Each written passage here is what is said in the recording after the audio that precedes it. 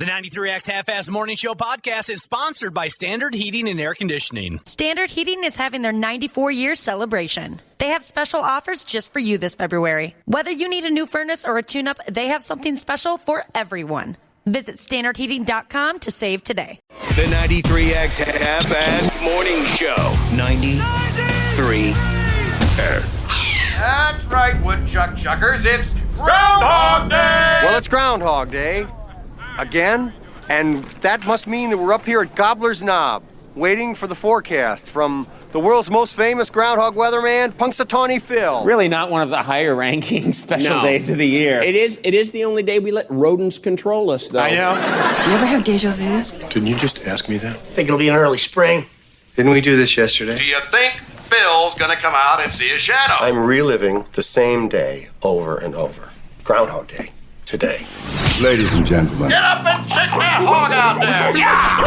the weekend. I hear you. Well, it's a bittersweet Friday morning broadcast for our radio program. Sure, it's Friday, and that's great. Once we cruise through this here program, we can all head off in separate directions and actually do something that we enjoy. But the bad news is my life partner, Josh, passed away yesterday. Rest in peace. Even after passing away, the work ethic that his parents instilled in him has led what's left of him to check into work today anyway. How you doing over there, Cubby? Zombie Josh has checked in for business. Do you remember dying, and what was it like? I remember being being very excited. Finally. The sweet release you've referred to it. Finally, here we are. Yes. I've prayed for this day. And so far, the afterlife kind of sucks. I feel like I'm still at work. I mean, why am I here? We don't know why you're here. What have I done wrong in life? You've done nothing wrong. Yeah, I'm the guy. All of a sudden, I'm the guy who's sick. You don't like being the guy. I don't like. I never used to be the guy. Never used to be. It's true. That's true. Never got sick. You and I didn't get sick for about 15 years. We're getting old, man. I think that's it. By the way, I did clear the hell out of my throat before we went on. I apologize that phlegm attacked me. It's going to happen today. That was thick. It happens. Yeah. Got you right at the wrong time. I feel like I'm getting my butt kicked, man. That was thick. Beat. What you spit out right there. Yeah, it surprised me. Kind of scared me a little bit. Well, we're here. We're here. I know we are a room or two away, but we can be in there at a moment's notice if you need us. Josh, not feeling 100%. I feel totally out of sorts as well because I've had to leave your studio, our studio. If you don't follow, how we set things up around here. Usually, Josh and I are in one studio. Then you got your Wapple, Dana, Ashley in another. Well, since you're not feeling 100%, I've moved into to a separate studio. Yeah, I hate that. And I'll tell you what's... like you're not in here, because I'm talking to myself like, hey, I'll say something to you, and you're not even there. That's what happens in death. Even though death is a funny thing, isn't it? It really is. Even though I am in a studio with Wapple and Ashley, I still feel very alone without being in the same room as you are. Oh, great. I get the... Yeah, you get the feedback, the feedback microphone. Yeah. But we'll have to gut it out for one day. I'll tell you what's going to happen to me. I'm going to have an absolute adult meltdown at the stool that I'm forced to sit on. Oh, does that suck? I am going to develop dangerous clots in the arteries in my legs, and I may die right along with you. This stool that I'm forced to sit on this morning is a pile of garbage.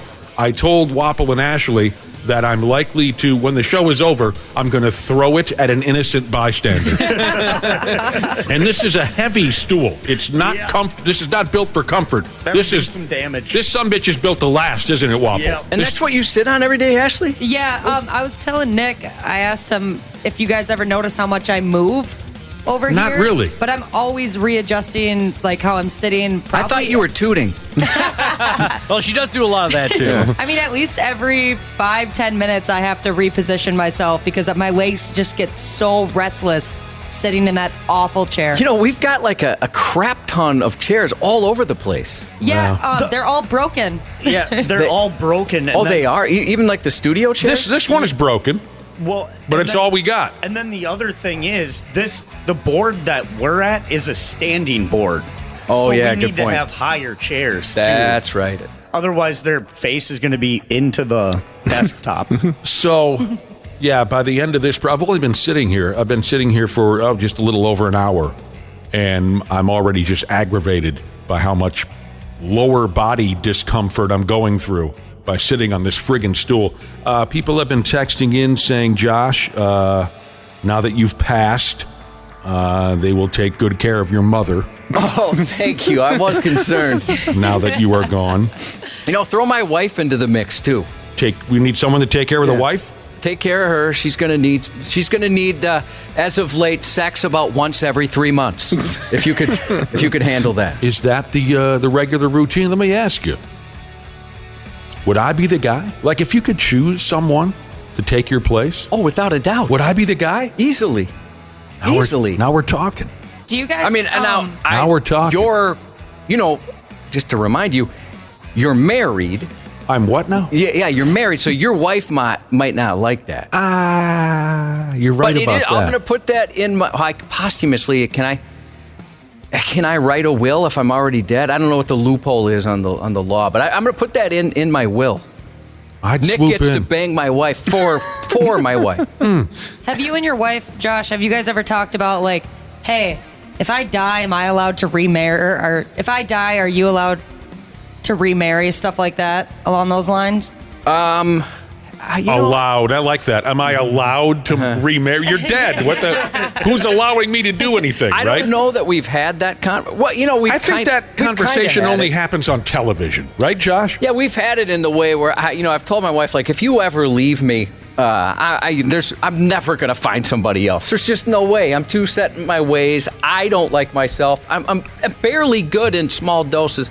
Living with me must be a nightmare. I'm neurotic, so I don't think I'd find someone. I'd imagine that she's already got someone on deck. she's got a list. She's got a roster. I think she probably does. There are some important questions being asked via our text machine. You can always get a hold of us, 651-989-9393. Now that Josh has died, people are looking to, if you're cool with it, Josh, people want your collection of Mills Fleet Farm wardrobe. Not wardrobe, anyway, people want to know if they can have your... I'd love if you'd carry on the Mills Fleet Farm legacy. Yeah. That'd be great. They want to know if they can have your Mills Fleet Farm clothing collection. I do have a handful of hoodies. So, yeah, I'd be happy to hand those out. Others are very concerned that now that you're dead and I'm moving in on your old lady, that I will be the primary caregiver for your son. I barely see him. So I can tell you, it's easy. She does most of the work. I'm no good with those kids. So that is a concern. I just thought of something. Your tummy's going to be bad today, isn't it? Who, me? Yeah. Ashley's in studio, so I know what you're going to refrain from. And lately there's been a lot of it. That's nice of you. Thank you. So far, so good. Really? But I see where you're going with that. I'd be lying if I didn't say that didn't cross my mind as I walked into this studio to sit with Wapple and Ashley. Where am I supposed to fart? Yeah. Now that did cross my mind. Ashley does get up, maybe because of that stool. She does get up and kind of walk around. She does. She goes off and smokes certain things and whatnot. Yeah. Yes. Yeah. Yeah. So I think you'll just have to time it out. Yeah. There you go. Hey, Wapple. When we're off air and Ashley leaves the room, hang on to something.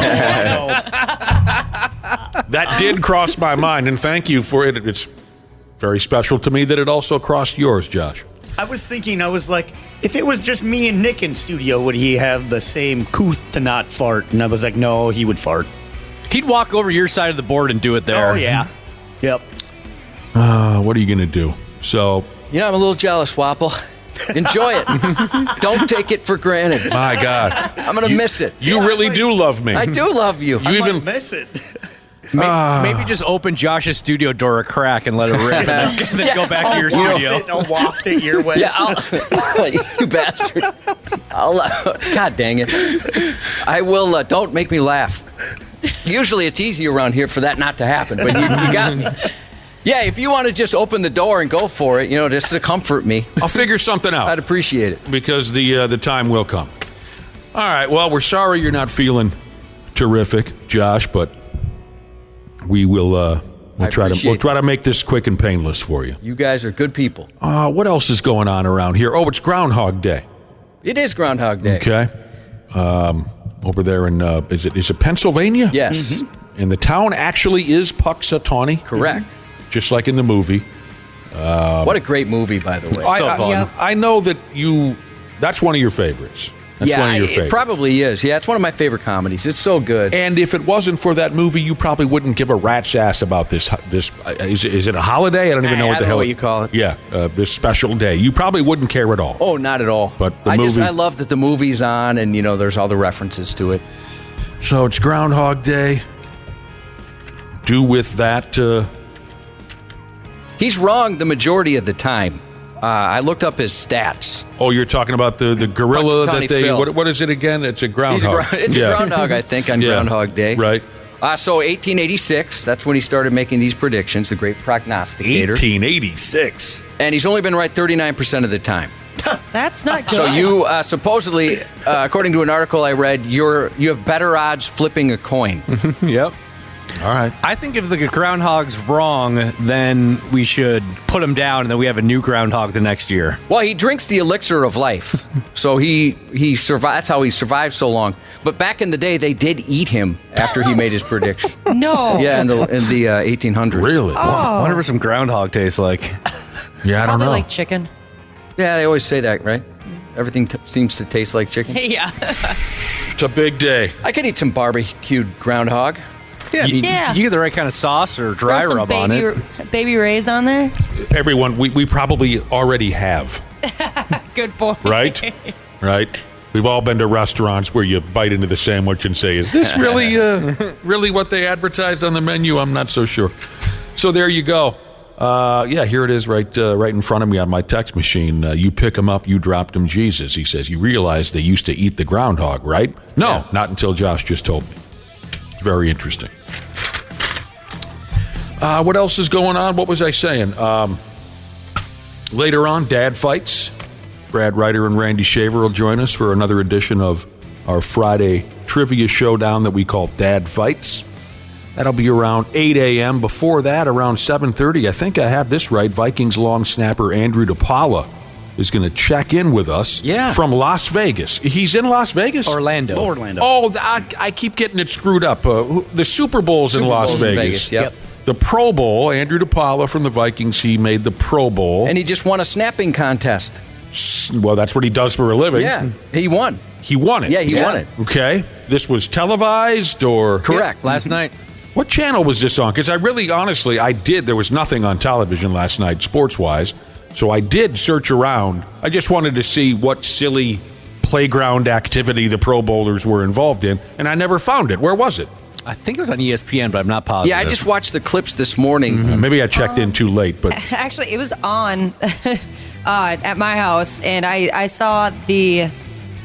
one of the players that were there play Duck, Duck, Grey Duck with some kids. Oh, thank God it was with kids. Yeah. I really thought that this was part of the... Well, no, there was like two other athletes in it, but I think that they were letting the kids win. What? I didn't like that. What? I would never do that. I love the Ashley, you'd 360 windmill dunk on a kid if you could. Yeah. I was like, come on, I know you can run faster than that. So he's calling in. Okay, I was getting all wound up thinking, for Pete's sake, it's going to be 5:30 in the morning in Las Vegas when he calls us, but he's calling in from stupid, disgusting Florida. It'll be later. Oh, yeah. It's even later. Oh, okay. He's going to be in the future. In the future? Yeah. Yes, he will be. It's crazy how that works. It'll be fun to talk to Andrew. We haven't talked to him, I think, since that Nightmare Viking season ended, and we can check in and see what kind of good times he's had so far. What a fun guy to cheer for, and all these good things keep happening. I mean, obviously, the season didn't end the way I'm sure he wanted to, but just on a personal level, all these good things keep happening to him. By the way, where'd this go? Bass Slayer Jesus said, that Depot was a laser into that one hole. He was. Yeah, when they're snapping into the different holes. They had to snap the football into some holes? Yeah. Yeah, they had holes marked 1 through 5, and they got harder and harder as the point value went up. Holes? Harder and harder? Yep. That's what I heard. There was a 5-hole there. Yeah. There was a 2-hole. Yep, the number 2. So you think you're going to make it, Josh? I think so, with the support of my friends. We got your back.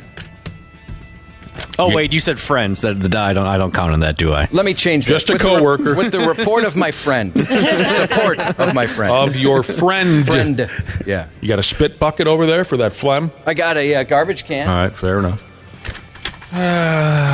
There you go. She's Friday. How's your tummy? So far, so good? Yeah, nothing's happening yet. Good. Ashley? My tummy's good. Good. Well, wait a minute. Ashley has tummy problems? Yeah. All the time. Yeah. Shut up. Don't tell me that. No, absolutely not. Because we can't both be dosing the same studio. Waffles passed out. Ashley likes them in there. I've seen it. I don't want to know anything about that. Just a flash. All right. So there you go. So Josh, feeling a little bit sick. When's the last time any of us checked into the emergency room, and why? My guess would be Ashley. That's a good guess. Boy, so the actual emergency Has everyone here on the panel been to the emergency room for themselves? Mm-hmm. Yes. Just once. Just once. Yeah, Wow. just once. The last time I was there is when your dog tried to kill my stepdaughter. Oh, wow. And rip part of her face off. That was a long time ago. So we're talking Nearly. 2007. Yeah. Coming up on 20 years ago. Holy cow. Yeah, that was a hell of a deal. Oh, God. We don't need to revisit the whole story, but I felt like the worst person on earth. Oh, yeah. Well, it's obviously nowhere near your fault. What are you going to do? I leave this dangerous dog with Josh and his stepchildren, and the damn dog tried to kill one of his stepkids. Well, you know what? So it was weird because we'd pet sit for your dog. I mean, that's when you used to travel, right? You used to go stuff with I used your to wife go at the time. places, right. And so we would watch your dog quite often. The kids loved him. We all did. He was a great dog. And I think she just moved. I was actually, my wife had called a couple times and I didn't answer because I was picking out her engagement ring at Arthur's. Mm-hmm. And so then, of course, I feel like a douchebag when I get this message. She's bawling like, hey, Ozzy bit Allie's face off, right? So I go to the emergency room and they're stitching her up and she had to go through the rabies shots. And that was the last time. You were in Hawaii, right? I was. I remember it was really hard getting a hold of you because of the time change. I was in stinking Maui. Yeah, and it was late. It kind of got late at night. But yeah, that definitely, that whole ordeal sucked. Cops had to get involved. Yeah. Because the emergency room called the cops. They're like, hey, this happened. And that's awful. So I brought him out to Plymouth or Wayzata. I forget. Where was your vet? Minnetonka. Minnetonka? Okay. Right. Those weren't the two choices I gave. Okay. Well, you were close enough. Minnetonka. You had the place surrounded. Yeah. He was in the area. I felt so terrible. I mean, here's this little kid. Has to have her face put back together because of my friggin' dog. But anyway, so that was a long time ago. For me personally, the last time I was in the emergency room, and I used to go in there quite a bit when I was young and my heart problem first emerged.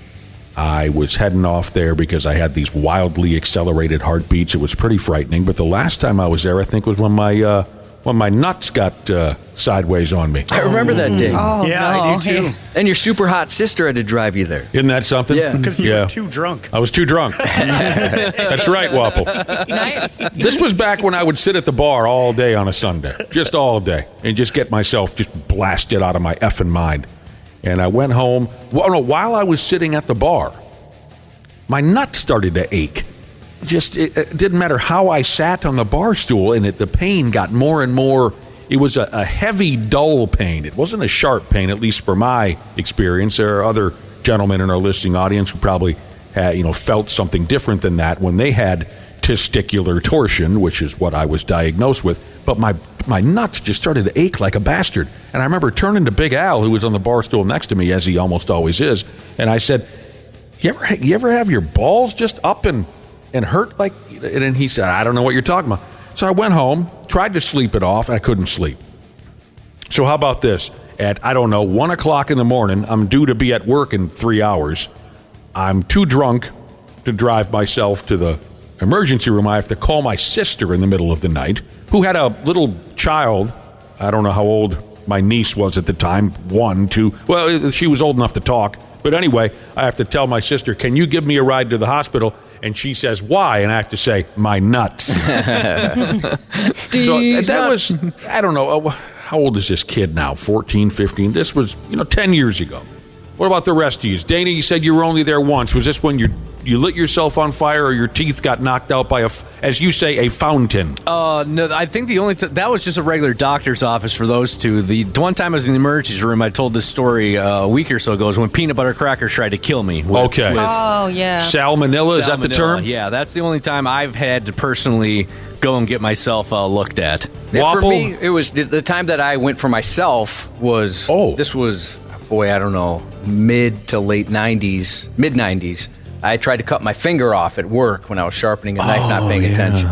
Wapple, emergency room visit, go. Had to have been 8 years ago. I had a tear in my stomach and I was throwing up blood, so I had to go to the hospital for a couple hours. They, figured out the problem, gave me meds. I remember that, okay. And Ashley, there was a stretch of time where you were there about every other week. Yeah. Why is there when I always had really something wrong bad with you? Stomach problems. Well, it ended up being like the same thing in the end. That's why I Stomach problem. Yeah, that's why. Sorry. Oh, that phlegm is getting moving over here. Oh, geez, it seeped through that window. The phlegm has seeped. Yes. Yeah, I got that figured out now, so that's why I haven't been in a while. A while. All right. A long time, actually. A little bit later on, if we want to, we can get into a further conversation about emergency rooms. We're a little low on time now, but I hate them. I used to find some sort of comfort in emergency rooms because I knew they were going to make me feel better. But now, no. What do you mean? What's changed? I've just been there too much. Okay. Is it also the bills? Yeah, the bills. Yep, the bills aren't nice. I wonder, that's the first thing I think of. Like the day I almost cut my finger off, I thought, boy, I bet this is going to be pretty expensive. I got 9 other ones. So a little bit later on, we can get into a further conversation. Some folks, when they show up to the ER, they're not all there for one reason or another. Maybe their injury or their illness has caused them to act a little differently, or they were different from the get-go. And some folks who work at emergency rooms have some stories to tell. We can get to that later if we feel like it. I can still remember my first trip, and again, this is a story that you've heard, messing around with a buddy. In the winter, we were, 6th grade kids, and I bit into my lip. We were effing around on a snow fort, and I bit into my lip to where I needed to be stitched up. And my dad took me to the emergency room. The doctors, because my dad had a few beers in him that afternoon, the doctors accused my dad of tuning me up. That story I've told before. The other part of the story that maybe I haven't shared as often was I was fascinated as a 11, 12-year-old kid as to what was going on around me as we're waiting to be selected. You know how it happens. Sometimes at the emergency room, they don't say, okay, bring them straight in. They say, wait your turn, right? Yep. I was, number one, thrown by that. I was thrown by, wait your turn. That seems a little cold. Yeah, you're in the emergency. This is the emergency room. What do you mean sit over there and wait your turn? Yeah. But anyway, I wasn't, and my dad obviously wasn't too worried. I needed, 12, 13 stitches in my lower lip. It wasn't the biggest deal in the world, but that's where we went, the emergency room. A dude, I'll never forget this, a dude walks in, and his arm was basically a letter Z. Oh. And he's ghost white, and he is trembling. And I'm watching this guy walk in the front door. He's walking on his own, which was kind of crazy in the first place. Looking at his arm, everyone in the waiting room wanted to puke. Oh. And he walks up to the lady behind the counter and he says, I forget, I think he said he fell off his snowmobile or he fell off his snow plow or something. And his arm is obviously broken in a million different places. And the lady behind the counter said the same thing she said to me about my split lip. She said, Go have a seat over there. And this poor guy is shaken like he's withdrawing from heroin, and he had to sit there and wait. That's crazy. I couldn't friggin' believe it. Poor bastard. Oh, God. I wonder if I'm he not would've, used to this studio, Josh. Yeah, you went too far to the left. I'm in a new studio. I turned to my left, and I swept everything I own onto the floor. That wouldn't happen in the other studio. Thanks a lot for getting sick, Josh. That's not my fault. Yes. It's my fault. God dang it. You were saying, Ashley, I have to fetch fool. everything I own from the floor. Oh, I blanked. Sorry. It passed. Oh, nope. It's back. I wonder if he came in not walking, that it would have been different. Good question. I don't know. Yeah, maybe he could have put on a show. Yeah. Put on a show. Oh, so there you go. She's a Friday morning. What time is it? Are we getting close to? See, I don't have my clock in front of me that I normally have. 6:06. Is it 6:06? Then what the hell? We'll move on. You're a great crowd. It's Friday morning. We'll have some laughs, and we'll come back here before you know it on the Half-Assed Morning Show. Half-Assed Morning Show. They're loud, they lose control, they do their little circus act, they're a nuisance. 93X. Our experienced and certified technicians at Standard Heating have been trusted to keep our fellow Minnesotans comfortable and confident for over 90 years. We're ready to do the same for you, providing comfort you deserve since 1930. Standard Heating is having their 94-year celebration. They have special offers just for you this February. Whether you need a new furnace or a tune-up, they have something special for everyone. Visit StandardHeating.com to save today. Former Navy SEAL Sean Ryan shares real stories from real people from all walks of life on The Sean Ryan Show. Laird Hamilton, welcome to the show, man. The truth about a good surfer is ultimately that you understand waves. You're actually a wave reader. I could go to the beach, we're watching a wave come in, and I'll be like, oh yeah, that guy's going to crash. Is that intuition or is that learned? Yes, the learned becomes intuition. When you have that much volume of experience, it goes into the unconscious. The Sean Ryan Show on YouTube or wherever you listen. Stupid news on the Half-Assed Morning Show. All right, here we go with the stupid news for this Friday broadcast. Oh, first things first, got a text message I wanted to share with everybody. We were trading stories here a few minutes ago about the last time each of us visited the old emergency room. See you in the emergency room, boys. What movie? Weird Science. What year? 1985. But here's the text message. From Magic Playing Machinist Jesus texted in about his last trip to the emergency room. He said, it was the Wednesday before seeing you guys in Turtle Lake, Wisconsin over there at that casino. Okay. The reason he had to go to the emergency room, he hadn't pooped in a week. Oh. And he woke up in terrible pain.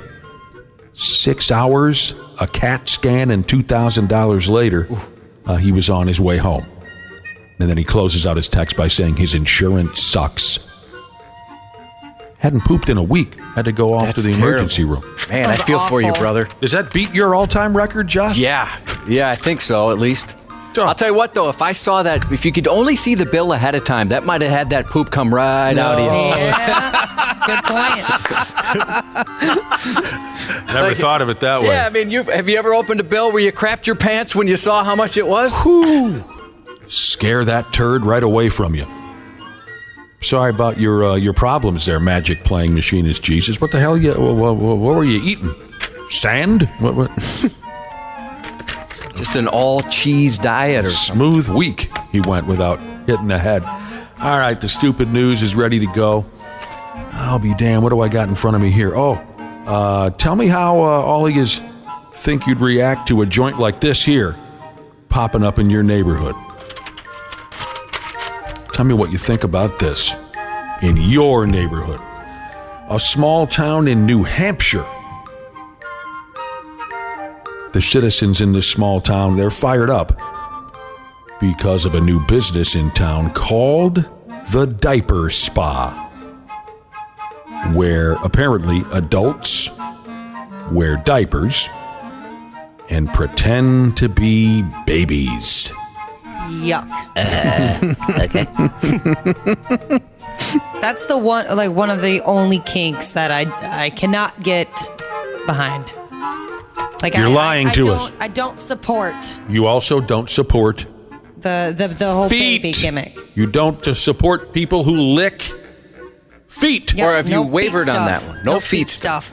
No feet stuff and no diapers for Ashley. But the diaper no one, fun. that's like one of the only ones where I'd actually like call someone out for that. Be like, you are disgusting. There's concerns. I would have concerns. And if it was in your neighborhood, you might make a phone call, Josh? I'd definitely investigate. I'd want more information. Maybe there's something I'm missing. Again, it's a joint called the Diaper Spa where grown folks wear diapers and pretend to be babies. People who live nearby are worried that the clients might be dangerous. It also happens, the Diaper Spa happens to be close to a park. Oh, God, a park. No. Where the children play, and there's probably already a dozen perverts hanging around there that they don't know about. Yep. But anyway. The owner of the Diaper Spa is a licensed therapist and says it's for people to get targeted therapy and work out issues from their childhood. But some of the services are sort of presented in a fun way, she says. I'm trying to understand this. Some of the services are presented in a fun way. Okay. Here apparently is the fun. There's one service called ABDL Nursery Spa Care, and that's described as a spa-like nursery experience for the little one inside of you. ABDL stands for Adult Baby Diaper Lover. They could have phrased that a little less creepy considering the subject here. A spa-like nursery experience for the little one inside you. A 2-hour session of that type of a setup, that's only going to cost you $600. My God. What a scam. What a way to make a living. This gal's a genius. This gal's a friggin' genius. You know what? You do kind of have to find something about that. Yes. You recognize she's able to convince people to do this. Or convince people to allow it to happen. Maybe that's more impressive. Every 2 weeks when she gets her, well, that doesn't make any sense. She's working on her own. Every check she receives from a client, she needs an adult diaper because she's laughing so hard she might crap her pants. What a great scam. There's also, we're not done with the different services that that she provides. There's also a virtual play date. For $200, you do a Zoom call with a therapist. Well, that sounds useful. It does. It does, yeah. Okay, fine. I don't know anything about it. Should it cost you $200 to get on a Zoom call with a therapist? But that's the genius in this setup that this lady has at the Diaper Spa. For $1,500. Oh, Lord have mercy. Check this out. For $1,500, you can book a one-night diaper B&B that comes with, quote, top-notch care and pampering services. Now, to me, that says that grown folks lay around filling their diapers and somebody stays nearby to wipe your tender little bottom for you. But I could be wrong. Are they using the word pampering literally? Yeah. Or did you make boom boom? And then they clean you up. It's gotta be. Yes, I made boom boom. More than 500 people signed an online petition to get the business shut down, skis. One person in town doesn't take issue with it.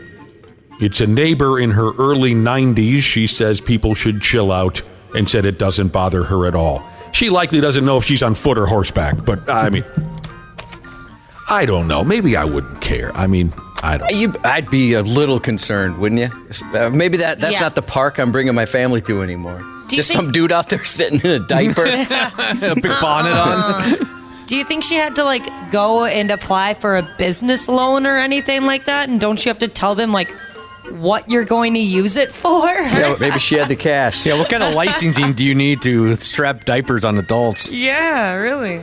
This text says, dude, I can't do this modern society thing. Adult baby diaper lovers? Yeah, the end is near. I hear you. The owner of the diaper spa says people tend to fear things that they don't understand. And she also says the folks in her community are generally smart, reasonable, and understanding, so she thinks the outrage will eventually die down. I'll be damned. Huh? I doubt that. You the doubt that outrage is gonna die down. I would stay mad if I lived in that neighborhood. I don't know. It's different. I think I could mind my own business and just ignore it. It's a little different. Oh. What the hell was that? I don't know, but I need to make an appointment. I guess so.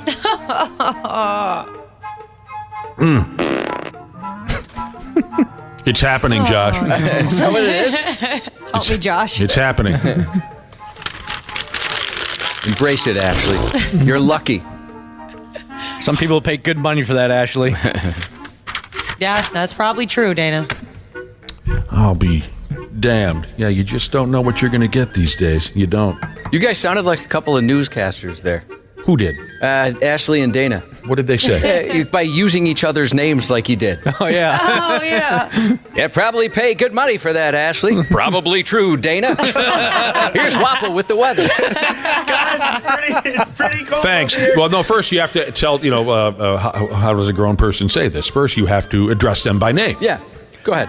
Thanks, Ashley and Dana. You know it's getting pretty cold up here, but I'm going to send it back to you guys in the newsroom. Ashley, Dana.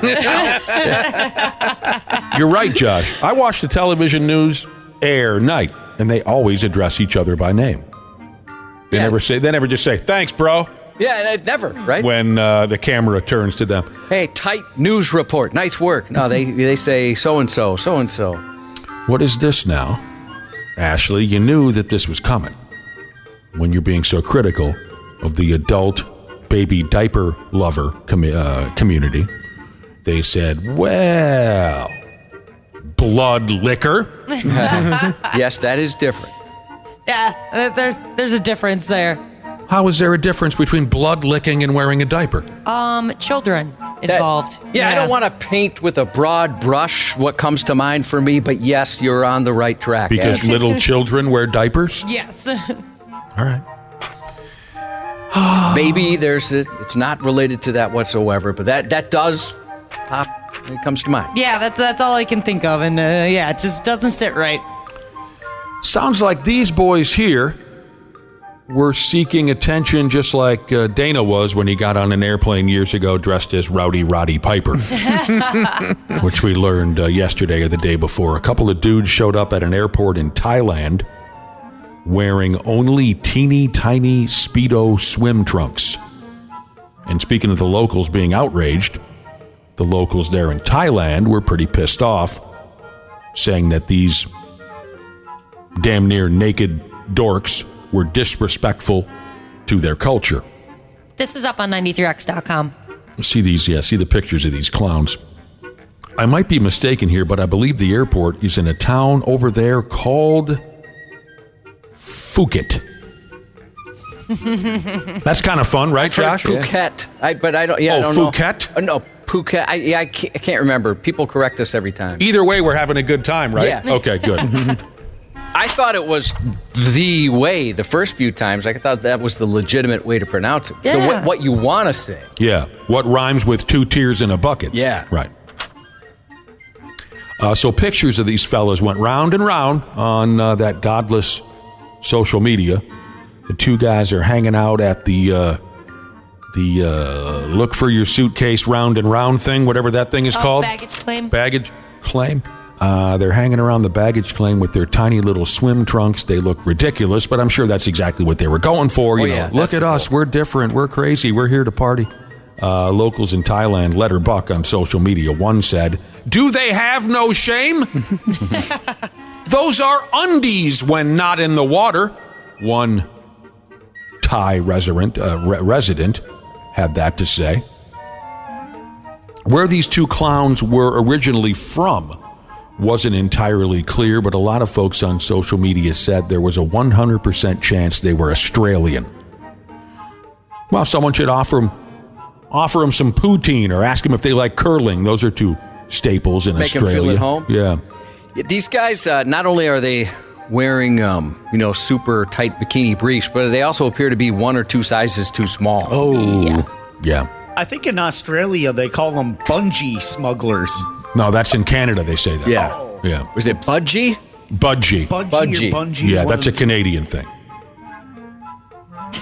Thailand, it says here, is one of the few not one of the few, but one of a few tourist hotspots that has begun to crack down on travelers' bad behavior. Yeah, we've heard some of the stories. I can't quite recall any of them now, but this isn't the first time I've heard of Thai people saying, "Why does everyone think they can come to our town and act like jackasses?" You would start to wonder after, is it us? I mean, Josh can tell you the same stories that I could. I didn't always behave terribly well when I went on vacation, but at least I could wait until we got to the effing resort before I transformed into a rabid, alcoholic, sex-starved beast. Yeah, you did it in an appropriate place. I think so. I appreciate you saying that, because I think I at least waited till we got into the privacy of the resort before all my clothes came off and I was just drowning in imperial beer. But these guys wanted, this is exactly what they wanted. Look at us, we're crazy. Where's the Red Claw? We want Red Claw. Did I get that wrong? White Claw. We want White Claw. That's what they said when they got off the... At least you knew it was a color. It's a claw. Yeah. Hey, I mean, you could have said like... God dang it. Wapple, I'm trying to keep it a secret that I'm gassing Ashley over here, and... Pot his mic down when you know. Yeah, it's my coming mic must be too hot, right? Yeah, it's a little too warm. It's picking everything up. It's warm, all right. It's picking everything up. School teacher Jesus, on the topic of people that are into adult diapers, said her friend went on a date with a guy who ended up being an adult diaper person and wanted to act like a baby. She cut that off real quick, school teacher Jesus said, but she always sends her pictures of Depends ads, the adult diapers when they're on sale. She goes on to say, just in case she has a change of heart. That's fun. Man, oh man. These coupons never expire. There's all types out there. Oh, and then on the topic of not pooping for a while, firefighter Jesus said a patient of hers didn't poop for 29 days. Oh, 29, how do you live? How does your stomach not just explode? You don't live. How did a toilet handle that? Yeah, can you imagine afterwards? You'd have to poop in a bathtub. Yeah. I think I would forget how to. Yeah, you have to line up a kiddie pool. Yeah. I went 6 when I was in the hospital for my collapsed lung in 1986. I was a 14-year-old, 15-year-old kid. I went 6 days without it. And when it was time to finally unleash the fury, it was a hell of a show. A hell of a show. It was terrible. All right, so let me see if I have all this correct, because this isn't the type of story I'd ever follow in my free time. A pigeon flew into a neighborhood over there in India, and it was suspected of being a Chinese spy pigeon. Do I have that right? Yeah. Yeah. Have you guys ever captured a Chinese spy pigeon, or have you ever suspected a pigeon of being a Chinese spy? I never have, and that makes me an idiot. I mean, we had the Chinese spy balloons that were all the rage last year. Aren't all birds spies? No, they're just not real. Oh. Yeah. I don't know about Robots. spies. This is really fascinating. Well, the good news is this particular pigeon was recently cleared of espionage accusations. Oh, good. It's free now to go off and... It's insane. I'm picturing a little pigeon with like tiny little baby handcuffs around its feet. Well, they did arrest this pigeon. No. They did. It's got a little tiny ball on a chain. Better have read the pigeon its rights. The story says here, after 8 months of incarceration, the pigeon has been released into the wild. And the ordeal for this little peckerhead started back in May. It was captured near a port in Mumbai with 2 rings tied to its legs. And on those rings, the folks there in India saw words that looked like Chinese words. Police suspected it was involved in espionage and arrested the pigeon. Locals were running for their lives, but it turned out the pigeon was just an open water racing bird from Taiwan that had escaped and somehow made its way to India. Is this real life, what I'm telling you here? Open water racing bird. Yeah. Have you heard of that before? I want to check that out. Sounds like a pretty cool pigeon. Does Mike Tyson still race pigeons? Yeah, as far as I know. What? He was really into that. Very much so. I mean, he doesn't physically race them, but he has racing pigeons. That'd be hilarious if that's what it was. Wasn't that how he first realized that maybe he could whoop ass for a living? When he was a young kid, he had these pigeons that he loved. They were his only friends. He kept them in a cage up on top of this garbage building that he grew up in New York. I think this was a story I heard was every day after school he would go visit his pigeons and feed them, and some bullies in the neighborhood choked and killed all the pigeons in front of him just to taunt him, and he kicked the living hell out of every one of them, and he thought to himself, man, I could make this my living. I got something here. That is awful. This is not the first time that a bird has come under police suspicion in India. In 2020, police arrested a pigeon. The bird had flown across a heavily militarized border between India and Pakistan, so naturally, the bird was suspected of being a spy. Just out here trying to be a bird. Oh, Insomniac Jesus wants to know why no one gave you crap, Nick, about what he's calling a faux pas regarding Australians. Talk to me. Poutine curling, that's Canadians, he said. That doesn't sound right. No, it's not. I don't want to have this conversation every day. People in our listening audience don't know the difference between Australians and Canadians. It is kind of weird. It is weird. Go through all the things that everyone knows about Australians. Go ahead. No, well, they're hockey. They love maple syrup. You mentioned the poutine. You mentioned the curling, all those things. The snow, of course, people talk about that. Try getting a ticket to a Rush concert in Australia. Good luck. And then come back and talk to me. But this pigeon story is so fascinating to me. I can't imagine. That mindset is so beyond anything that I can imagine. A bird flies by, and your number one thought, or maybe not your number one, even your second or third thought is, that could be a spy. That bird's looking at me funny. What are you looking at, bird? You and I, Josh, are police officers. We're partners. Police officers, and I say to Josh, all right, keep an eye out for anything shady. And Josh says, well, 5 minutes ago a pigeon flew by. What? And you didn't tell me? That could be a spy. The one time that they are going to be like, oh, no, it's just a pigeon, no biggie, it's going to be a spy. Yep. Maybe, good point. Maybe we should never relax our guard on anything. Saw a cat go by. Wow. Are you sure it was an ordinary cat? Speaking of warnings of things you shouldn't relax your guard on, this is a good one from a listener here. Don't mess with those Australian Mounties. Oh. Trouble brewing. Yep. They're always talking about their boots, too. A boot this, a boot that. Frustrating. This is, it is frustrating.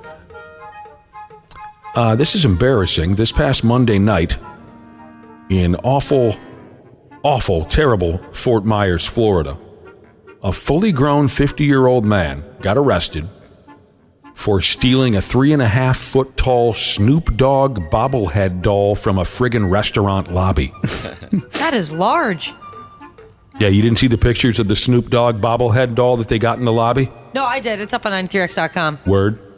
I'm not making this up. The stupid ass who stole the doll is named Rocco. It's kind of cool. Yeah. No, it's not. That crime is not befitting of someone with the name of Rocco. You've brought shame to what was once an intimidating moniker. Well, no, I'm saying it's a cool name. Oh, sorry, I blew up. Yeah, it's cool that he's named Rocco. Rocco returned the Snoop Dogg bobblehead doll after the story hit the local news. He knew he was boned, as Josh would say. There was video of him committing the crime and all that. The local news was calling Rocco the dog napper. Rocco snatched The Snoop Dogg doll from a joint called Cantina Laredo. Oh, is that where Cartman wanted to go so bad? Casa Bonita. Oh, that was Casa Bonita. Yep. Sorry. The South Park guys own that now. They do. They bought it up. That's so awesome. Rocco snatched up the doll from a joint called Cantina Laredo. The doll stood up in front of the lobby. Folks got a kick out of it. He was kind of the mascot of the joint. Cantina Laredo said they will pursue charges against dickhead Rocco. Good. For now, he's sitting in jail, very likely making up a better excuse as to why he's there. I don't think I'm telling the hardcores that I'm sitting in jail because I stole a Snoop Dogg bobblehead doll from a restaurant. Would be kind of cool to have that, but not for $1,200. Yeah. Jeez. Although that is one of those things where I'd get it home and go, what the hell? What am I doing here? Where am I going to put this? I think my favorite part of the video, though, is that there's a guy to the left in a hoodie, and he sees it go down.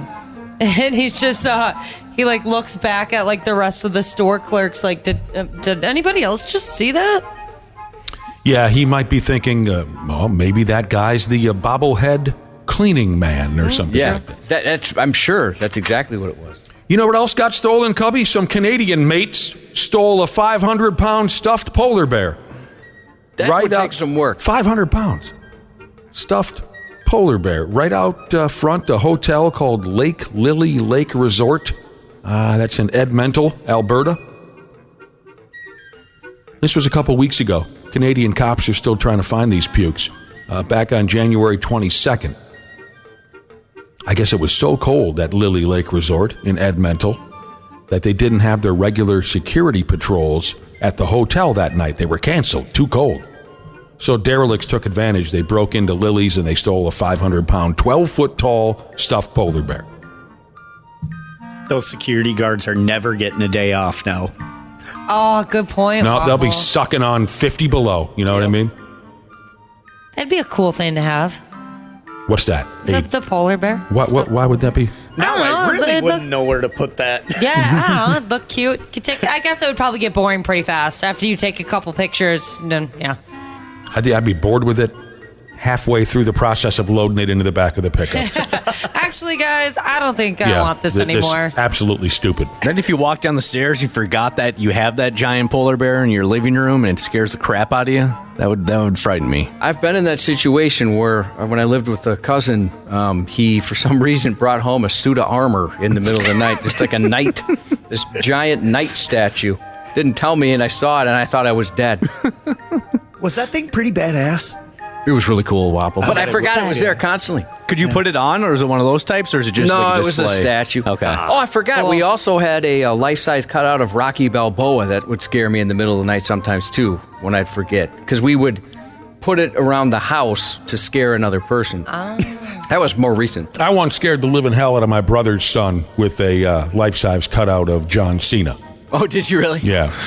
We had one of them. I think maybe when Cena came into the building for an interview one day, he brought these life-size cutouts of himself, and he's standing there in his stupid jean shorts with the wristbands all over him, and he's in the middle of doing the "You Can't See Me." It's just the dumbest looking thing you've ever seen. And John Cena's a great guy. I'm just saying, at times the guy looked like a moron. He had the fuzzy hat, bucket hat. Well, no, this was before he was doing this was after the bucket hat. This was when he was just wearing his stupid hat that said, "You can't see me," or whatever. Yeah. So I put it in the corner of my garage, and I sent my brother's kid into the garage. I BS'd him. I'm like, "Hey, run into the garage and grab me a beer." And he went in there, and I heard the kid go, "Ah!" There in the corner was the doctor of thugonomics. Back to this stolen polar bear. There's no video surveillance of who swiped it. So they might be screwed here. And that friggin' bear's been in the hotel lobby for 100 years or something like that. This is unfortunately not the only time this joint has been messed with by derelicts. Last August, 2 stuffed raccoons were also stolen from the same joint. The big-ass polar bear and the 2 trash pandas, they say, are worth a total of 26,000 Canadian dollars. Man. And again with this routine before we move on. Again with this. Another stupid little kid fell smooth into the claw machine. 3-year-old had to be rescued from inside a Hello Kitty claw machine. I'm not calling 911 if that ever happens. I'm calling Ashley. Yes, thank you. You're the best I've ever seen. Oh, I would destroy at a Hello Kitty one, too. I love Hello Kitty. I've seen some people that were pretty good at the claw machine, but not like you. Thank you. Have you guys all had the opportunity to watch her do her magic? I think we did years and years ago, but it was only a one-time thing. Yeah, she won a lobster. That time she won a lobster. Yep, and then they were like, yeah, so we'll put it, because it was late in the day, and they were like, we'll put it in the back. You can come back whenever, and we'll cook it up for you. And then I got really sad, because I was like, oh, wait, I don't want to cook it. Like, I just want it as a pet. And they were like, yeah, we can't send you home with a live lobster. Yeah, they weren't going to let you do that. Yeah, all right, That was put a him plot back. of the Simpsons episode once. No, oh, yeah. Pinchy. Yep. Pinchy? Yeah, I remember Pinchy. When he tries to give Pinchy a bath, but it's too hot, so he actually cooks it. Yeah. And he's crying. He's like, poor delicious Pinchy as he's eating it. Pinchy got all dirty in the yard chasing birds. But don't worry, I put him in a nice hot bath. Hey, what smells so good? Pinchy? Pinchy! Pinchy!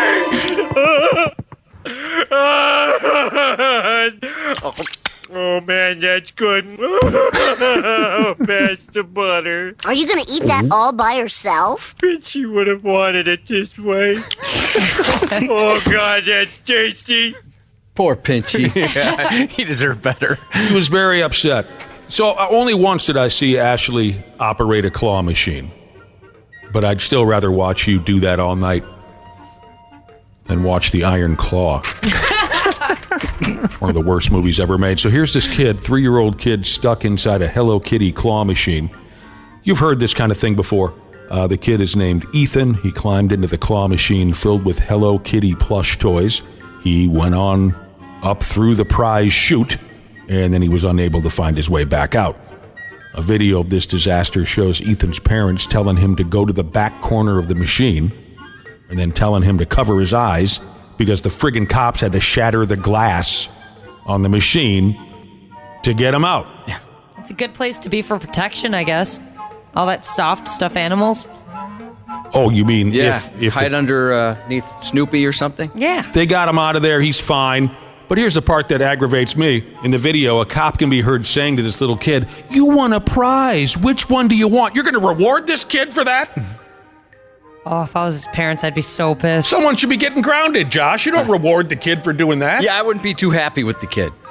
My goodness. But there you go. Sports on the 93X Half-Assed Morning Show. From the Minnesota Timberwolves, Anthony Edwards. He's an all-star for the second time in his 4th season. Final reserve, Western Conference. From the Minnesota Timberwolves, I knew it was Carl Anthony Towns. Best record in the Western Conference for the Minnesota Timberwolves. He joins his teammate Anthony Edwards on this team. Well, how about that? 2 fellas there from the Timberwolves going to go participate in the NBA All-Star Game. Carl and A1 from day one. It's awesome. I'm predicting a real defensive showdown in that All-Star Game.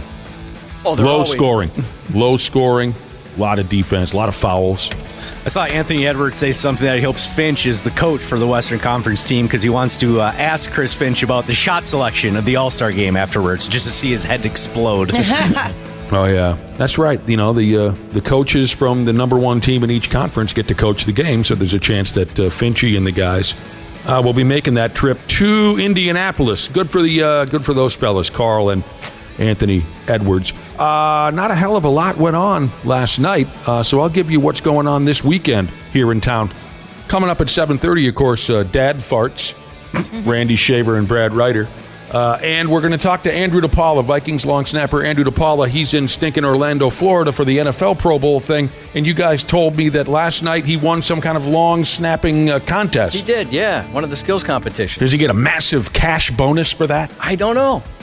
He's pretty forthcoming about that stuff. Maybe he'll tell us.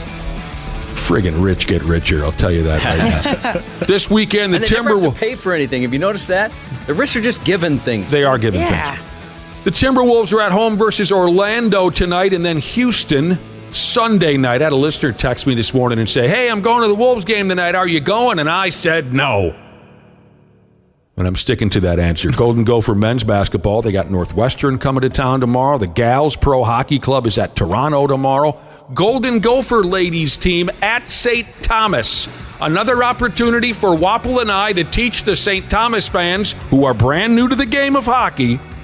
It's a chance for Wapple and I, learned University of Minnesota hockey fans, to teach the new people about the game, how it's played, the rules. Text us, Rookie St. Thomas hockey people, if you have any questions. We're good guys. We'll help you out. We will help you. And Golden Gopher dudes are at Wisconsin. So coming up in a half hour, Randy Shaver, Brad Ryder, Andrew DePaola. Stay tuned for Josh's news report. Half-assed morning show. They're loud, they lose control, they do their little circus act, they're a nuisance. 93X. Our experienced and certified technicians at Standard Heating have been trusted to keep our fellow Minnesotans comfortable and confident for over 90 years. We're ready to do the same for you, providing comfort you deserve since 1930. Standard Heating is having their 94-year celebration. They have special offers just for you this February. Whether you need a new furnace or a tune-up, they have something special for everyone. Visit standardheating.com to save today. The Rolling Stone Music Now podcast gets inside the biggest stories with Rolling Stone senior writer Brian Hyatt. And here's Lil Yachty with Tierra Whack. I've never been to a fashion show. I never did any Paris Fashion Week, New York Fashion Week, and I'll tell you why. Because I would always go to events and people would say to me, "Oh man, Yachty, man, I love your music, bro." And I should be like, "What song?" I didn't even, at the time, I didn't love my music. I would feel like I'm in a room with all these artists and they all respect each other, and I feel like no one respects me. Rolling Stone Music Now, wherever you listen. Half-assed morning show. 93X. You don't just violate people like that. It doesn't matter what kind of psychosis you're in. It doesn't matter what kind of drugs you use. You don't break into people's houses and violate them that way. A Tennessee couple caught a home invader using their shower after the squeaky clean man kicked in the door to their house while they were out to dinner. The couple got an alert there was movement in their home about 7 p.m. last Saturday. At first, they assumed the notification was one of their dogs setting off a sensor and thought nothing of it. But what they saw next freaked them out.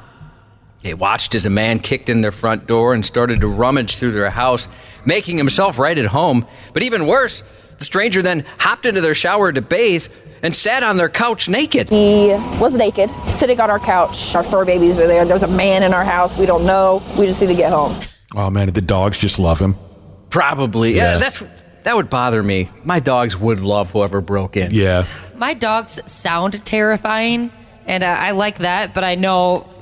They're all talk. Yeah, they are all talk. They probably would love it if there was some stranger butt on our couch. Yeah. So we could just roll in it later, and enjoy it. Probably prefer if it was dirty. Absolutely. I mean, this guy at least cleaned up his backyard before he sat down on their furniture, Or at least I hope he was... Oh, I guess I don't know if he washed his butt, but likely there was some water that went there, maybe a sud or two. I'm assuming he was thorough, but you never know. The Southeast Nashville couple immediately called police. When law enforcement arrived a few moments later, they found the man hanging out in the couple's living room, donning only a towel. "What's going on?" he said as they walked in the door. "Hey, come on in. Still some warm water if you want to jump in the shower." Mm-hmm. The couple said they threw away that towel. What? And they bleached their shower. Yeah. A lot of bleach. I don't think there's enough bleach in the world. In a similar story out of Arkansas, a man was arrested January 24th after authorities say he broke into a house, ordered several pizzas, and then used fake money to pay for them. Fake money? The 21-year-old confessed to paying for the pizzas with fake money and admitted to using a card to open the door of the house where he was having the pizzas delivered. During a police interview, he also said he stole a sink sprayer. Does it say whether it worked out that he, did he get the pizzas and start eating them, or? Well, I'm going to guess he didn't. Oh, okay. Seeing that that's how they found out things were awry. Oh, all right. Is it okay if we go back to he stole a sink sprayer? He did. Like the thing that you squeeze it and you turn the water on and it rinses off your dish, kind of a sink sprayer? That's the one. I'll be damned. You probably had to rip that out.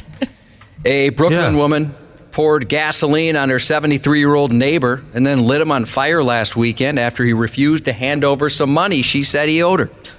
62-year-old Denise Wiley allegedly erupted in rage when she went downstairs to collect the debt from her former friend, who she said would pay her he would pay her the next day. Not happy with that, she threw gasoline on his face and back and then set him on fire about 5 p.m. Sunday, causing second- and third-degree burns. God help us all. The nature of the debt was unclear, the NYPD said.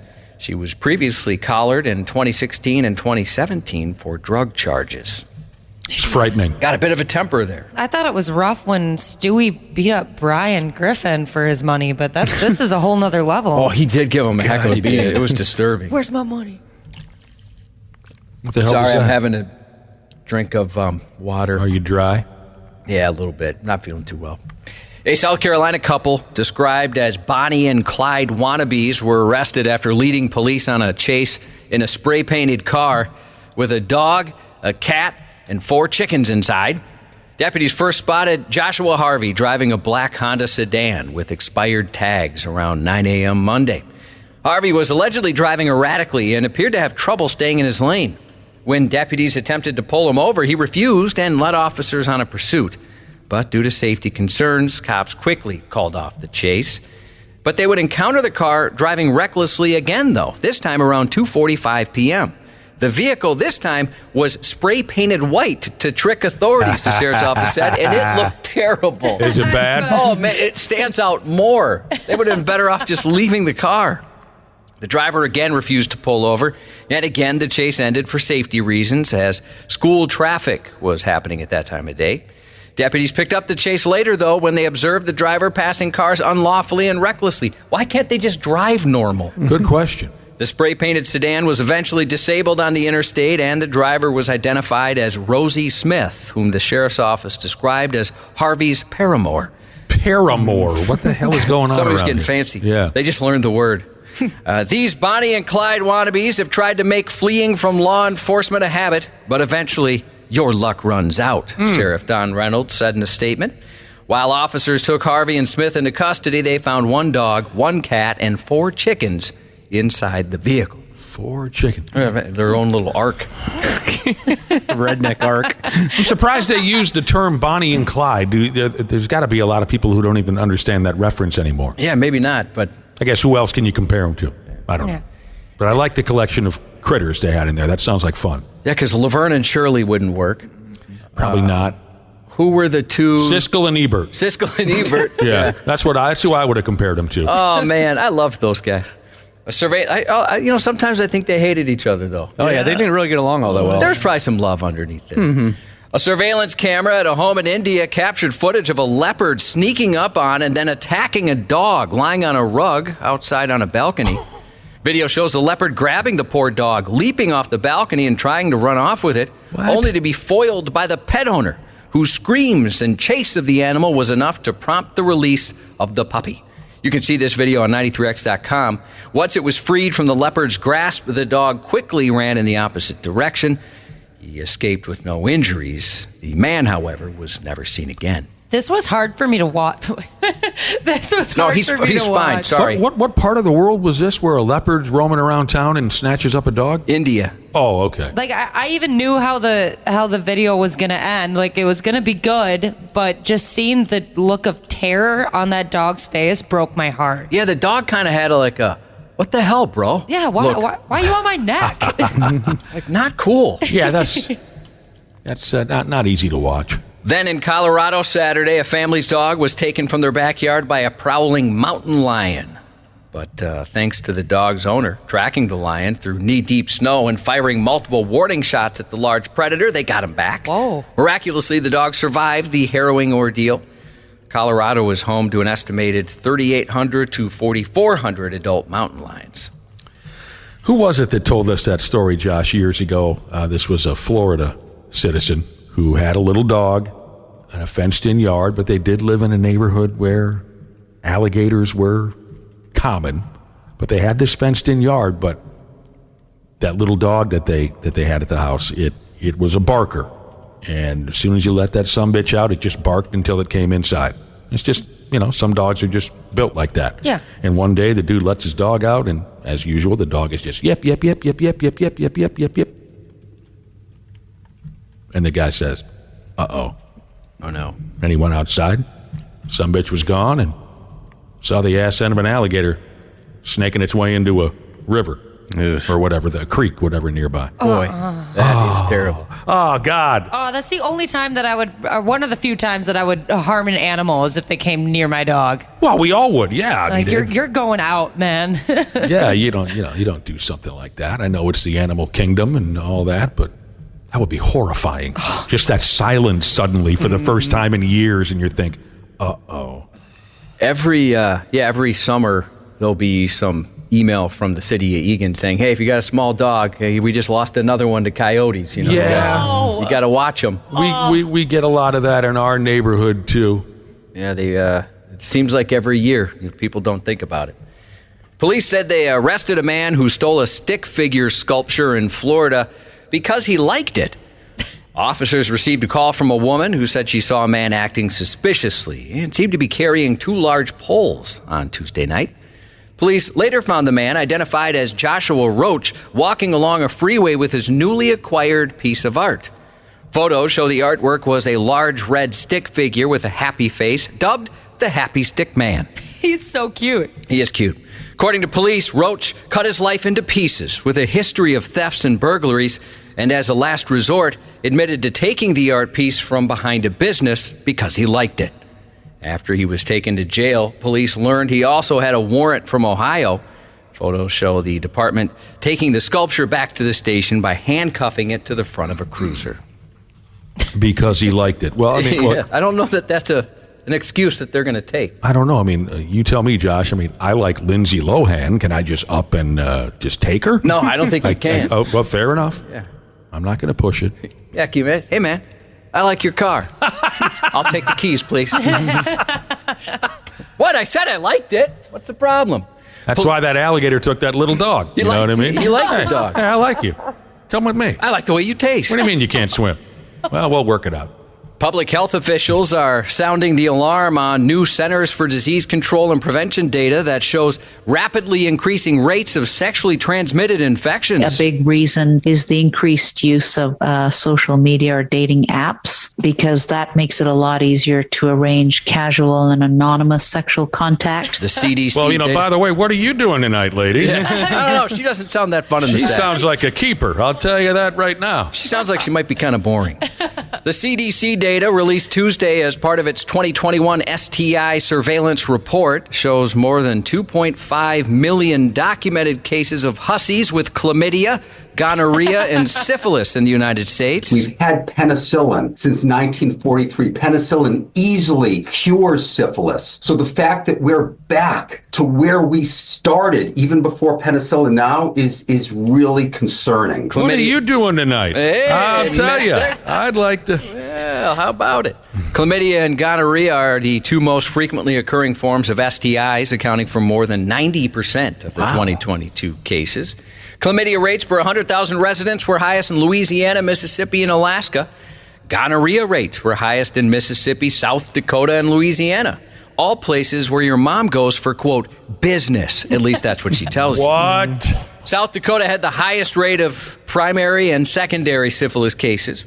The U.S. Department of Health and Human Services last year convened a syphilis task force focused on stopping the spread of STDs. A syphilis, did they wear badges? Yeah, they got uniforms. Yeah, running around town with penicillin needles in their pockets. Got 2 holsters of Lysol. Oh. And during the next 90 days, the task force will expand syphilis testing and work with the health departments to identify counties with high rates. Man. Southern. I feel like condoms are going out of style too. Like when I talk to people, because there's so many different forms of birth control out there that people are like, oh yeah, we'll just do the birth control. I worried about STDs more than birth control stuff. I hate to admit that never really crossed my, like when I started dating again, I'd had these conversations with my girlfriends like, oh no, like it's fine, like I'm on birth control, and they're like, Ashley, STDs. Oh yeah, those. Yeah. I was the other way, Josh. You say you worried about STDs more than you did birth control? Yeah, by far. I was the exact opposite, and I went bareback more often than the cast on Yellowstone. I would always wake up the next day and fear babies. I didn't fear... Everybody's got a different mindset, right? Mm-hmm. I've got a wicked pullout game, so I wasn't too worried about it. Is that right? Yeah. I mean, it's really good. No hands. Yeah, nothing. It's a mindset. Dana, it's a mindset. But yeah, I always worried about that. But, if somebody said, we don't need one of those, I'd say, are you sure? Yeah, okay, sure. Then, of course, I would avoid it. All right, twist my arm. Top-notch pull-out game. One of the best. Southern states in the U.S. are expected to experience the effects of a rare dual emergence of 2 cicada broods at the same time, the first such occurrence since 1803. Cicadas are insects split into 2 different groups. One emerges annually, while the other emerge periodically, specifically every 13 or 15 years.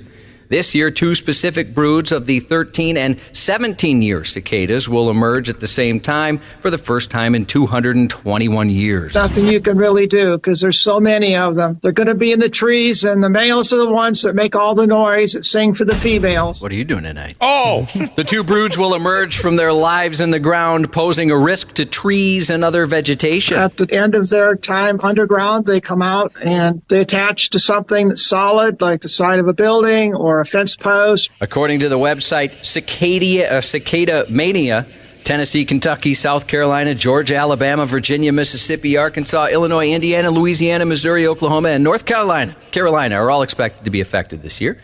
Experts say it's expected both broods may produce billions of the insects during the dual emergence, something that will not happen again in our lifetimes. In other news that'll make you itch, for the first time, Minnesota's biggest city has made a ranking of the top 50 worst cities for bed bugs. The pest control company Orkin released its top 50 bed bug cities list this week, a ranking based on data from cities where they performed the most bed bug treatments. Chicago has taken the number 1 spot for the 4th year in a row, followed by New York and Philadelphia. Minneapolis, a newcomer on the list, was ranked as the 47th worst state for bed bugs. Yuck. I'm not intimidated. I think I've built up a tolerance to such things. Yeah. Have you ever experienced them? Yeah, I'm sure I have. I mean, I used to sleep with a dog that had fleas, and that's not a joke about an ex or anything like that. I could see how that could be. I had a Springer Spaniel that was just a flea bag. But I was a kid, so come on, it's bedtime. I'd let the sumbitch get right in bed with me. I was a grown. I mean, I tried to correct the problem, but it's not easy. Anyone who's had a dog that had fleas, it ain't the easiest thing in the world. Right when I thought I had the problem solved, I'd wake up and the both of us had fleas. I was a kid. Give me a friggin' break. Another local police department's warning people about a scam happening in their city.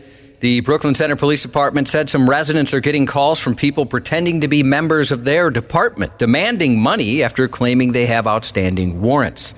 This is a scam. We will never call you and demand payment over the phone, a spokesperson for BCPD said. The department went on to say the angle may change as it has with past scams, but the tactics remain the same, pressuring innocent people to turn over personal information and money. So beware. Argyle debuts in theaters this week. A reclusive author who writes espionage novels about a secret agent and a global spy syndicate realizes the plot of a new book she's writing starts to mirror real-world events in real time. Argyle is a big cast, including Henry Cavill, Bryce Dallas Howard, Bryan Cranston, Sam Rockwell, and John Cena. It's kind of hoping it was a Die Hard spinoff. Argyle? Yeah. See what Argyle, the limo driver's up to now. Oh, yeah. He was pretty cool. He was funny. Yeah. I couldn't stand that character. Oh, really? Oh, I thought you liked Argyle, too. Totally unnecessary. Yeah, it was unnecessary. Thank you, Wapple. Oh. But I still liked him. Normally, I wouldn't get involved in this conversation. I really wouldn't. But 2 nights ago, I watched Die Hard. You really didn't like Argyle? No. Oh, but he was such a nice guy. He was just chilling in the back of the limo, making phone calls. He's not very observant, though. There was a lot going on that he didn't even know. Very oblivious man, that Argyle. The music was loud in the limo. Yeah. But still, I'd like to think if there was an attack on Nakatomi Tower or whatever it's called. I didn't like him. Yeah. He was bumping it back there. Well, that's disappointing to me. Like I said, I just saw it a couple nights ago. It's like an hour and a half before they check back in with that character. Yeah. It's stupid. I mean, I can't believe I'm really getting this upset, but now that we're talking about Argyle from Die Hard, the first time I saw the movie, when they checked back in with Argyle, I said, who's this guy? Right? It's got to be 90 minutes before they check back in with him. Now on Prime Video, the series premiere of Mr. and Mrs. Smith. While the 2005 Brad Pitt and Angelina Jolie movie was about a bored married couple unknowingly working for competing agencies who only learned their spouse is a spy after they were assigned to kill each other, the new Mr. and Mrs. Smith series is about a pair of spies assigned to go undercover as a married couple only to develop real feelings for each other. And Sunday on HBO, the premiere of the 12th and final season of Larry David's Curb Your Enthusiasm. Yay. Larry David, who tried to kill Elmo on the Today Show yesterday. Yeah, what was that about? Will be on Jimmy Fallon tonight. Oh, no. Talk to me. I have a guess. No. Usually you only react that way. Once a year. Usually you only react that way when you're going to announce the birthday of a hot mama and you're worried if my heart can take it or not. Yeah, and we're separated and our hearts hurt that we're not in the same studio. I think I can guess the hot mama by your reaction. And I appreciate your concern because there are some who test my cardiovascular health. It's Gemma Arterton's birthday today. British actress Gemma Arterton, one of the strangest interviews we've ever had, turns 38 Sunday. She is just some damn thing, isn't she? She is. And I've likely never been so in love in my life than when we met her years ago. That was nice having her. Yes. Not for her, but for us. Robert DeLeo from the Stone Temple Pilots will be 58. Who cares? Don't you think that Gemma Arterton liked me a little bit? I don't. I'm sorry. I hate to say it. And never put a guy from Stone Temple Pilots that close to Gemma Arterton. That's the next birthday. I do them in Just birth put him order. last. Put him last. Okay, you know what I should have... Okay, I didn't know I could go out of order. If you guys are okay with me going out of order, I don't want to confuse you. Absolutely. Well, let's start this all over. All right. Start with the oh my God. Yeah, And we'll I'm starting all the way over. All right, Okay. here we go. Oh, no. Oh, it must be Gemma Arterton's birthday today. British actress Gemma Arterton turns 38 Sunday. Mm-hmm. Supermodel Christy Brinkley, 70. That's how you do it, Is that Josh. the way to go? That's how it's done. You know, hey, if there's criticism that comes in, if there's ways we can do things better, I'm fine with it. I have an It's open not mind. criticism, really. I mean, it's just, there's no some greasy dude from Stone Temple Pilots should never come anywhere near Gemma Arterton. Lieutenant Commander Data on Star Trek, The Next Generation, Brent Spiner, turns 75 Sunday. That works for me because I have no idea who you're talking about. Oh, he's a legend. Robert DeLeo, Sons of Pilots, will be 58 on Sunday. Vikings legend and host of That's Incredible, Fran Tarkenton, 84 tomorrow. Oh, Fran is going to be 84, Yeah, Josh. still kicking. Man. Or throwing. Former Twins pitcher Scott Erickson, 56 today. Oh. Alice Cooper, who will be in town with Rob Zombie, Ministry, and Filter August 25th at the X. Is he 80? 76. 76. 76. Looks great. Yeah, Man. he does. And he looks spry. Tickets go on sale for that show today at 10 a.m., but you get the chance at a pair right now for free. Text FOXY, F-O-X-Y, FOXY to 651-989-9393 for a shot to not only win tickets to Rob Zombie this summer at the X, you could also win a gold-dipped rose that will last forever from Arthur's Jewelers, furnished by Live Nation and Arthur's Jewelers. I don't think not Arthur's. I don't think Alice Cooper weighs any more today at 76 years old than he did in 1975. Probably not. Yeah, he's skinny. What a prick. You know what I mean? Well, it's all that golfing he does. He does golf. Yeah. Sure he does. Congratulations to the graduates of the Army Senior Leaders Class number 00224 at Fort Knox. Army Mailman Jesus said he's one of the instructors for the last 2 weeks and is very proud. Congratulations to I'm a Nudist Nutsack Tim Jesus on putting his 2-week notice in and moving on to bigger and better things from your pal Texas Carpenter. Checkerboard Vans Jesus boards a plane tomorrow for San Diego to visit his dad on his 80th birthday. He's calling the 80th his post-mortem. A-Town Jesus wants to wish his smoking hot wife, Janessa, a happy 37th today. And to Goose Poop Jesus from Maroon to Blue Jesus, happy birthday, brah. That's 93X News. The Minnesota Vikings interview. You hate to have too much time to stew in your own juices. Touchdown! Vikings win it! On the Half-Assed Morning Show. Last One of the night here for snapshots. Andrew DePaola. Andrew. It just looked like he's going to win. 6 to tie, 7 to win. There it is. Okay. It's a machine. Let's go. Does machine. Another win for the NFC. Congratulations, Andrew DePaola getting it done. The AFC. Way to go. You got to be kidding me. There goes my paycheck. Another win for the NFC at the Pro Bowl. Unreal. God help us. I knew it was going to go in that direction. Hello, Randy Shaver. Good morning. And then we got Brad Ryder. Good morning. Hey, Hi, Brad. How's it going, you guys? Sound great. Nice to have you.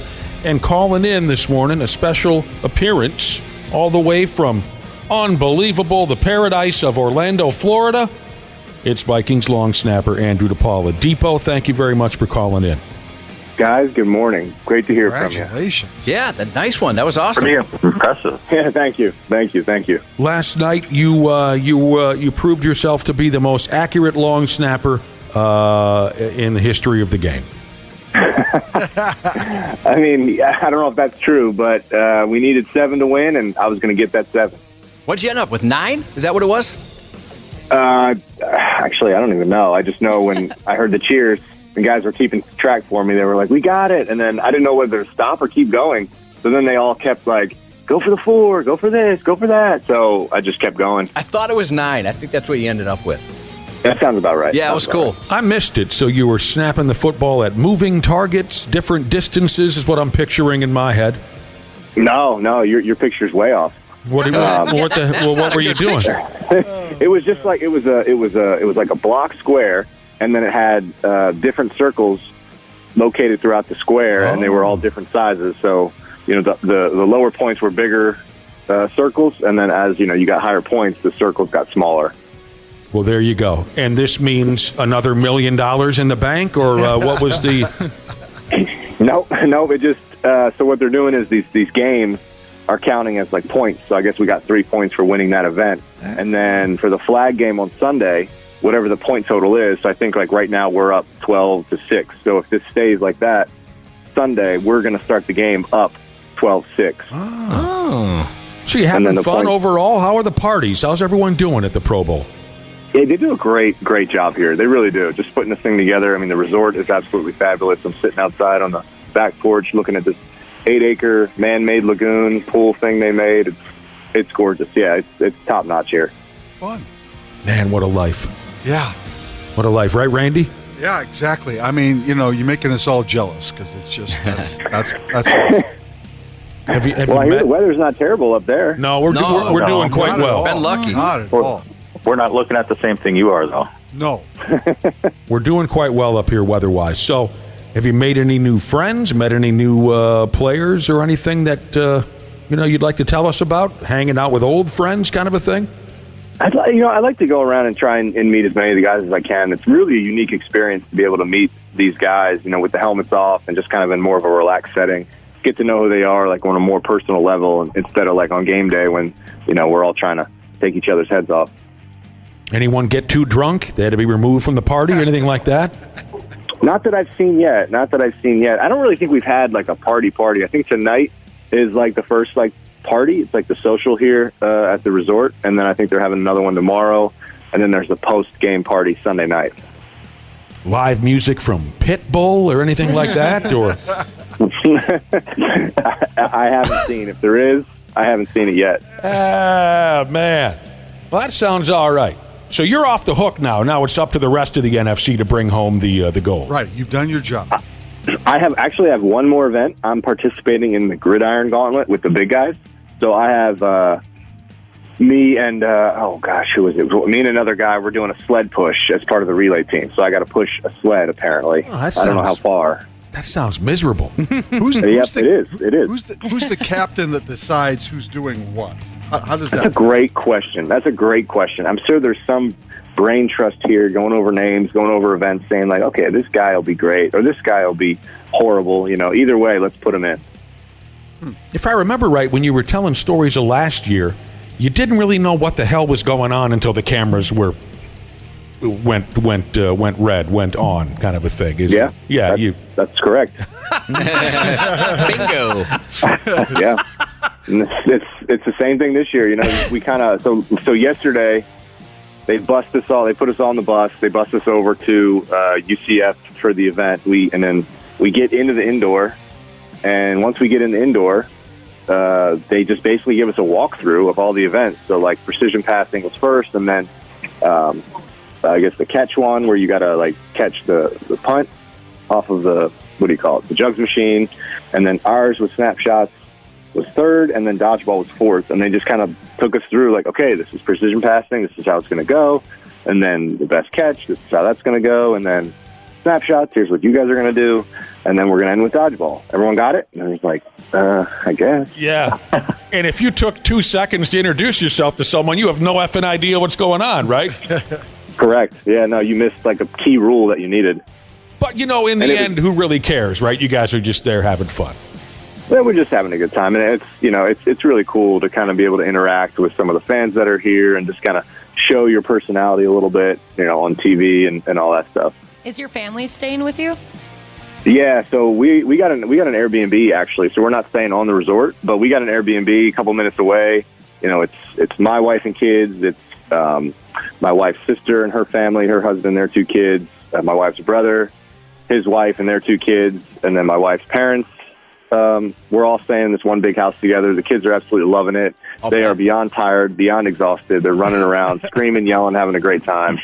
And then my parents are here. They're staying here at the resort. So yeah, it's one big family affair. That's Jesus. Awesome. Wow, Josh, will you hurry up and make the Pro Bowl? That sounds like a pretty good time. Really. Well, I'm wondering if that Pro Bowl bonus covers the Disney World fees. Have to pay a little extra on top of that? I am in debt right now. Okay, let's just say we need to win. We need to win these Pro Bowl games. Here, okay? The credit cards are maxed out. Yeah. That and who's running the bagel shop, man. We got our really good managers are taking care of that right now. Do you remember when you scolded your mom for taking time to call in to the radio show instead of making bagels? That was hilarious. I do. Yep. I do. So there you go, man. You're down there having a blast. What else you been up to since we last talked to you at the end of the season? Anything special? Nothing too crazy, I don't think. End of the season is so, just right now, it's hey, you're all go and then you're all no go. So it's we like to take time. We spent a couple days. I think we spent a week or 2 in Minnesota, just kind of collected our things before we came down here to the Pro Bowl. And yeah, that's really it. Just gearing up for this. We did after the season, gearing up for the Pro Bowl and making some plans to see some friends, see some family. Do you watch the playoffs, or do you just kind of need a break once the season's over? I've had it on. It's kind of more like background noise. Yeah.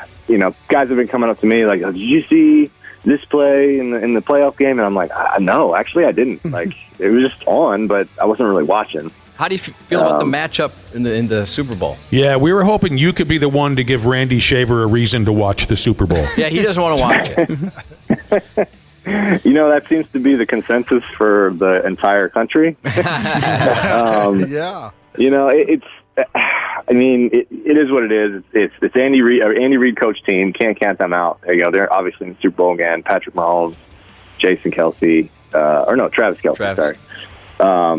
It's just the Chiefs are the Chiefs. They're a great team, and then the Niners. I think they were the NFC favorite. Going into the season. So, it's kind of everyone was like, "Yep, this is the teams everyone picked." I think everyone wanted to see maybe a Baltimore Detroit Super Bowl, but it is what it is. What are you gonna do? Yeah, I hear you, and it's interesting. People asking you about football, and you're just like, I don't know. but we can relate. Really. There are folks who ask us about radio, other radio shows, other radio personalities, and with all due respect to other radio shows and other radio personalities, why in God's name would I follow that?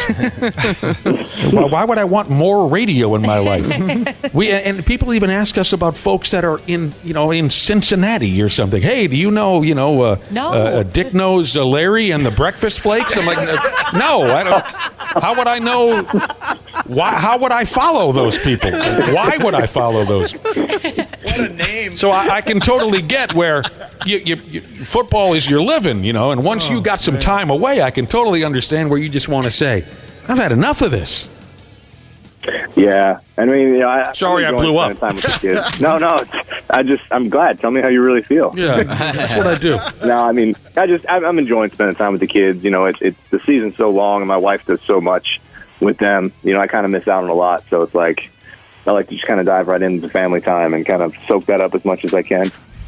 And good for you. Take it slow, Andrew DePaola. Yeah. Trying. Easier said than done. Let me try this out on Randy Shaver now. As far as the Super Bowl goes.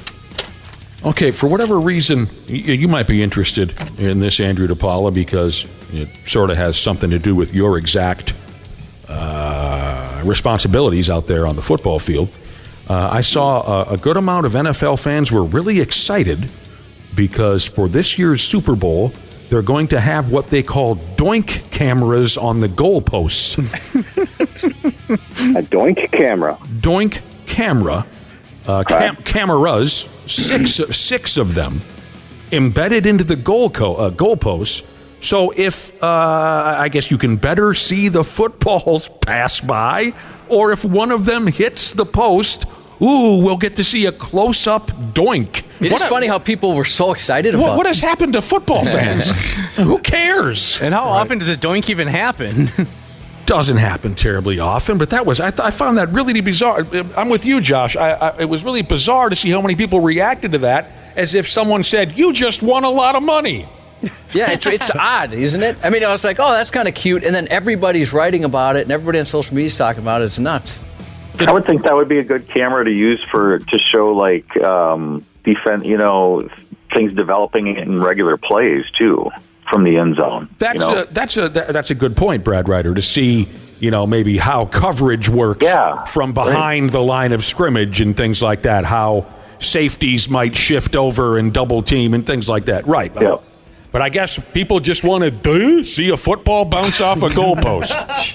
I don't get it. We're simple people. A lot of people are texting about the Doink Gang, Wapple's crew of friends. Oh, that's the show they want to watch. Yeah. I've forgotten about that. Multi-cam angles on that one.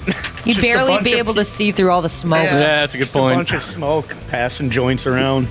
Well, when do you have to start thinking about football again, Andrew? Oh, God, I can't believe you brought that up, Josh. Oh, is that bad? I'm kidding. Oh. Not anytime soon. Not anytime soon. Good for you. Yeah, that's awesome. I was wondering if it's one of those things where it's sooner than the rest of us think. I mean, we get back in April. We kind of start things up in April. Usually May is kind of when you kind of get in the whole groove of, okay, what's my responsibility? What do I have to do here? It's kind of when we get back out on the field and start doing like our whole jobs, I should say. So do you have a shirt on right now? Yeah. Take it off real quick. We have a camera across the way. He sounded so nervous. The Boink Cam. Depot Cam. That's right. Well, you said you were sitting outside by a lagoon and just wanted to know, are you getting some rays and all that? You get some rays, but it's only like 48, 50 degrees right now. Oh, I forgot. It's early in the morning. Sometimes this job doesn't allow you to really know exactly what time it is. Do you tan well? God, Josh and I would just catch fire if we went down there. Yeah, that's for sure. We would just catch on fire. Yeah, I'd wear like a beekeeper suit or something. Do you got to put on like the 50 grit sunblock? Just know there's some questions you don't have to answer, Andrew. What, I asked him if he tans well? What's inappropriate about that? Yeah, but I unfortunately do not tan well at all. I've learned to stay out of the sun and just embrace my pastiness. I've done the same. I'm no good at it either. Never have been. All right, how about this for Super Bowl motivation? Randy Shaver. Okay. This seems to grab people around here whenever it's talked about. Okay, so you got the alternate broadcast with Nickelodeon showing the game and all the silliness that goes along there. SpongeBob SquarePants will perform the song Sweet Victory during the Super Bowl broadcast. You guys always seem to come unglued when it's a great song. When that comes out. I don't know, Sweet Vic. I know you've played bits, but what is the big deal about this song? Just its cheesiness with SpongeBob. There's been people, especially on social media, where like we've been waiting for this for years. Like this is my Al Yankovic. My Weird Al. Sorry, did I say that wrong? Yankovic. Sorry. Yes. Are you wearing a shirt right now, Ashley? Yes. Like I've always said, like SpongeBob at the halftime show for the Super Bowl. I mean, bummer that it's on the Nickelodeon version. I think it should be on the real one. But I'll take what I can get. This was also from our childhood, like the most iconic SpongeBob episode that everyone wanted to see. Yep.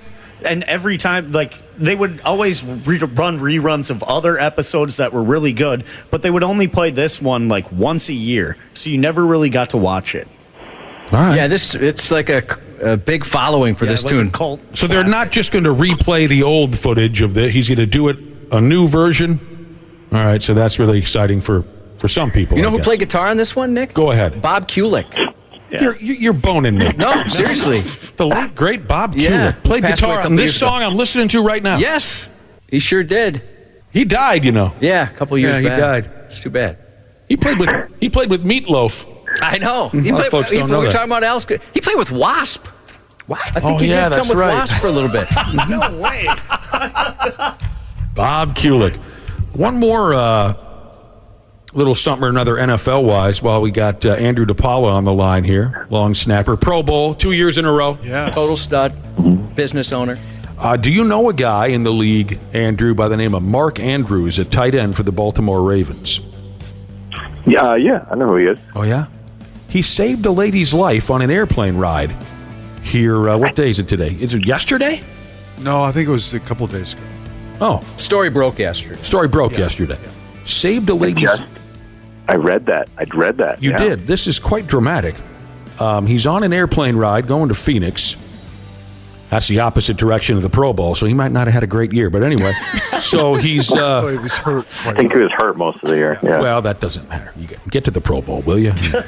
So he's on this airplane ride, and somebody falls unconscious. And there was a nurse and a doctor, I guess, on the plane ride. They could not find a strong pulse. Her blood pressure was extremely low. And so Mark Andrews ups and gets out of his seat, and he just took a guess, from what I can understand, because he is a diabetic. He says, maybe this lady's blood sugar is really low. And they took a crack at it. He had a kit with him for his own personal use. And he handed that over to the doctor and the nurse, and they gave the lady the shot that she needed, and I guess she made it out of there. It's awesome. That's awesome. Yeah. There were some paramedics, and was that a zipper? What's happening? That was me. Okay. Are you in the bathroom? Yeah, what's happening with that? And they had some damn paramedics waiting for this lady, and she's going to make it. I thought that was an incredible story. Yeah, it's awesome. That's cool. Who needs the Super Bowl when you're out there saving lives? Right. That's true. Yeah, I didn't make the Super Bowl. I just saved a woman's life. No big deal. I'm in the Pro Bowl of saving lives. That should be worth at least 12 points for the AFC. Or if you have them on a fantasy team, you should get a couple points for that, too. Right, exactly. Depot, we hope we can talk to you again soon. We don't want to bother you in your non-football time, but, you're welcome anytime to join the program. I would love that. And good luck tugging that sled or whatever the hell you got ahead of you here. Don't blow anything loose, and really. And we'll be rooting for the NFC. Thanks, guys. Really appreciate it. Say hi to everybody, and it's you that we appreciate. Andrew DePaola. We'll talk to you when we get a chance. All right. See you guys. Thanks, buddy. Over there in Orlando. So we got to turn on the television and look for more of him at one point or another.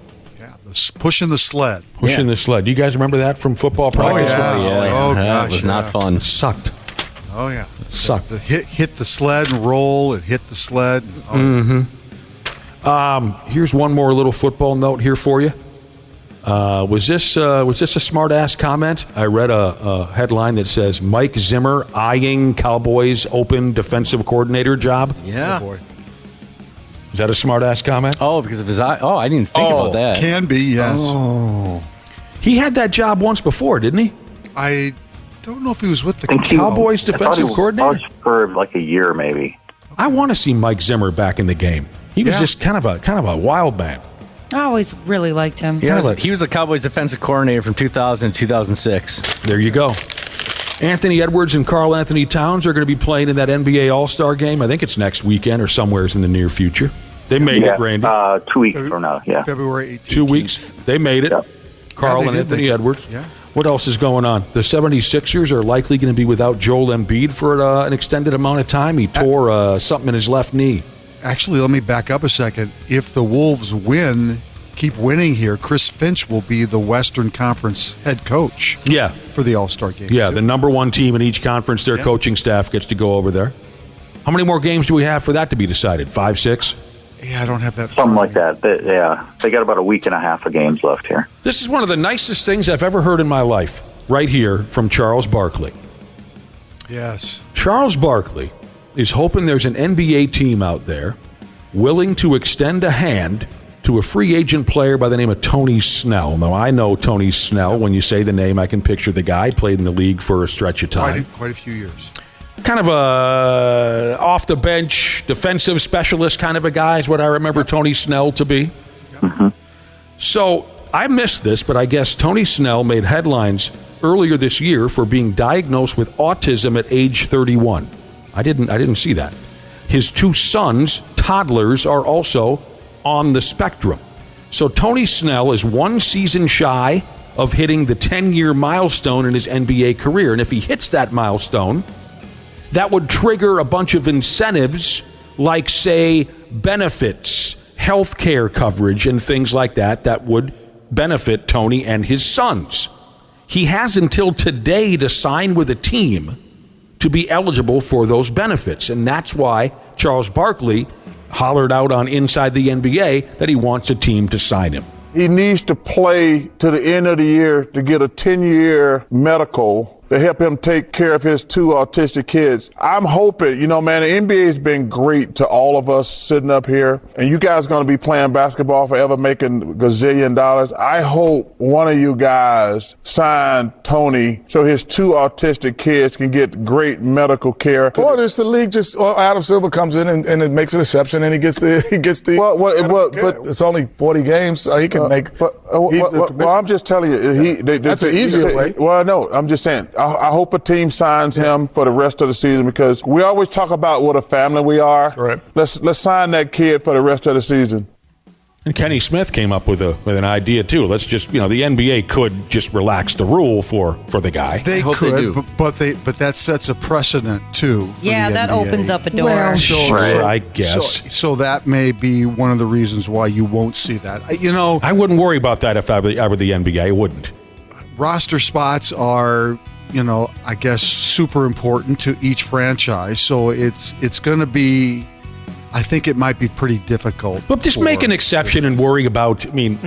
Worry about the consequences later. Make an exception. It's going to have to be a team that's completely out of the playoff picture and has cap space. Sure. And so there's not that many teams. But like again, that, without that, I think the NBA should just make an exception and just give the guy the benefits that he needs. Who cares about that sets a precedent to someone's going to step up and say, "Well, you did it for Tony Snell, do it for me." Who cares? Help this guy. Help this friggin' guy. This weekend is all that NHL All-Star stuff, right? I guess, yeah. That sums it up perfectly. Let me give you a heads up because the Pigs do have a player lacing them up, the Russian kid. I don't understand what they do anymore. I apologize to hockey hard-ons. None of us. It's just so silly what they do now. But skills competition. What about the skills competition? Well, don't they have a skills competition? Yeah. I'm talking about. They play. Each conference plays each other or something. That's the part where I get lost. I know they have a skills competition, but then they have some kind of tournament and either 7 teams or whatever. All I'm here to tell you, just in case you turn on the television and you don't know what the hell's going on, Kirill Kaprizov is playing for Team McKinnon.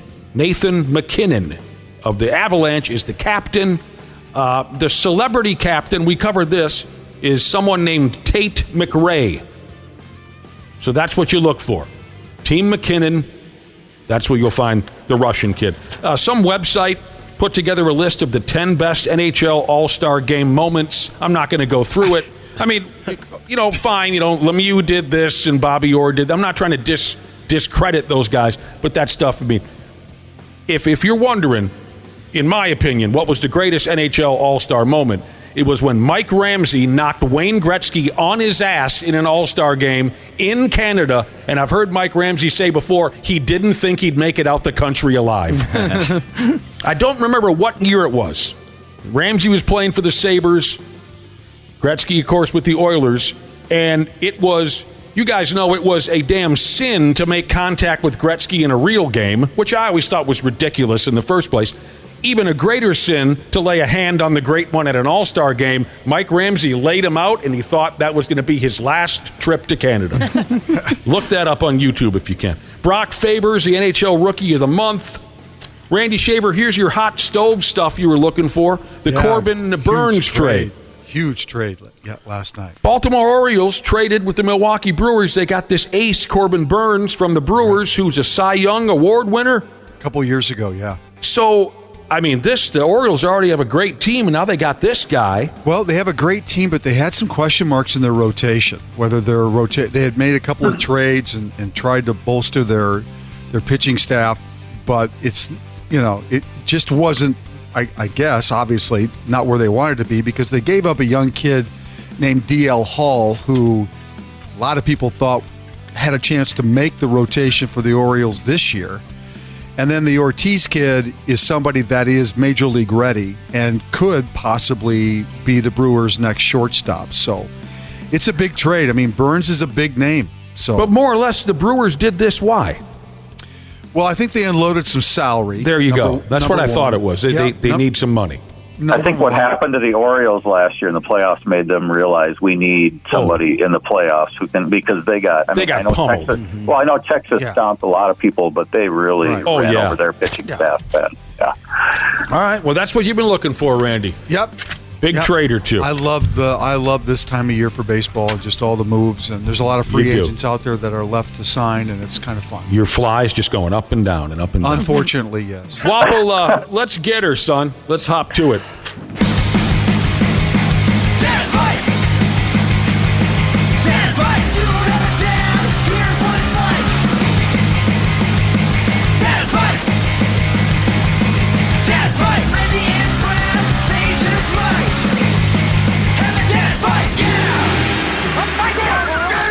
There you go. Welcome to Dad Fights, episode 156, our weekly Friday morning trivia scissoring between arch rivals Randy Shaver and Brad Ryder. Two fellas who clearly make the big bucks. Oh, boy. Randy Shaver, of course, makes his massive salary through his gig with the local television news. Brad is a highly paid educator, and, of course, he has his lucrative endorsement deal. That's a misnomer. He also has his lucrative endorsement deal with Nickum Docks. Yes! And the leaf blower company. Right. We're going to make money our subject for this week's Dad Fights trivia game. What was someone saying the other day? Stupid Super Bowl tickets are going for 10 stinking grand. Oh, 10 grand, yeah. That's terrible. It's probably even going to go up even more now, Josh, isn't it? Now that we know that SpongeBob is going to sing that song with Bob Kulick. That'll add a couple of bucks. The late Bob Kulick. We're going to be dumping sports-related money questions at you fellas today. How much did this guy make? How much this and how much that? We're going to talk big dollars. And we're also going to talk not so big dollars depending on the question. And the good and the bad when it comes to money and sports, by God. All you fellas got to do is listen closely to the clues and the hints and the info that we've got set aside for you. And I'm sure we'll lead you right to the answers we're looking for. And I assume a couple of big shot high rollers like you boys will have little trouble figuring things out. Very little trouble. Okay. First to shout out the correct answer. That's who you want to be. You want to be the first guy to shout out the correct answer. If you're correct, you'll hear the bell. Here it is. I brought it over here. If you're incorrect, I think Wapple's going to go with the... Go ahead, Wapple. Oh, the karate decapitation. Is everyone cool with that? Yeah. I love that one. Yeah. Good call. Okay. You can steal a point if your opponent screws the pooch. 10 challenges plus a tiebreaker. Best score wins. Everyone, say hello to shirtless, head-banging gopher Jesus. Hailing from the city least likely to have copper wires left in the streetlights, St. Paul, Gopher fan with a consecutive 8 home football openers in full maroon body paint. The place has gone nuclear! Touchdown! With a half-busted neck that just can't say no to mosh pits. Pit to let out your aggressions, not beat up on the people that you're having a good time with. This is shirtless, headbanging Gopher Jesus. Bringing you this morning's head-to-head death match. I want a good, clean fight. The wannabe all up in that ass, man. Hey, what you doing out here with all this ass? Randy Shaver versus Bradley. Slipped on his ass and barely passed Ryder. It's finally Friday, so let's kick this thing off. This is the 69 plus 84 edition of Dad Fights. Thank you. Wonderful. Shirtless, headbanging gopher Jesus. If you want to be just like that schmuck right there and do an intro for us for a dad fight, send us an email, hams93x@gmail.com. Give us your name, give us your girlfriend's name and number. I want to throw in quick. Pardon me? I want to throw in quick because we posted it on Twitter yesterday, and some people were wondering, like, how hard is it? Waffle will help you, so don't feel like you have to be amazing at audio and all that kind of stuff, or like ridiculously funny. Waffle will help you out. Yeah, we'll do it together.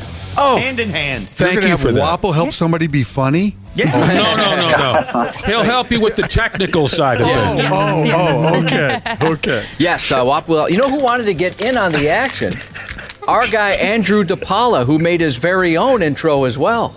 This is Andrew DePaola of the Minnesota Vikings and the proprietor of DePaula's Bagel and Brunch. And now, introducing our fighters today, Randy Shaver and Brad Ryder, 2 men who ask me boring questions during football season, but I've never actually met in real life, and I intend to keep it that way. This is Dad Fights 156. That's a lie. That's a lie. How wonderful. How wonderful. In real life, he played my golf event last year. That's a lie. He tries to block that out, Randy. It wasn't top of mind for him right now. Depot got involved. So again, the subject of today's dad fight, Brad Ryder versus Randy Shaver, money and sports, sports and money. Kind of like Finkel and Einhorn. Einhorn and Finkel. Listen to the hints, the information, the clues, and I'm sure you boys will do just fine. My guy Cubby, who's not feeling 100% today, so don't give him any attitude. Yeah, I don't need the trouble. Doing bad already. My guy Cubby's going to start you off right here, right now. While tickets to the Super Bowl have become unaffordable for the average fan over the years, that hasn't always been the case. Tickets for this year's matchup are going for about $10,000 a piece. But in 1977, you could have slipped a crisp Andrew Jackson to the ticket taker and watched the Vikings get railroaded 32-14. Raiders. By this at the time California team. Oakland Raiders is the correct answer. Some daynalysis here according to adjusting for inflation, that is. $20 in 1977 would be about $100 today. Still, it's $100. Still a far cry from the outrageous Super Bowl prices. What a shame. That is so sad. The 92 Super Bowl at the Metrodome, $150. The new Metrodome in 2018, $2,500, and again we're up to $10,000. It's just insane.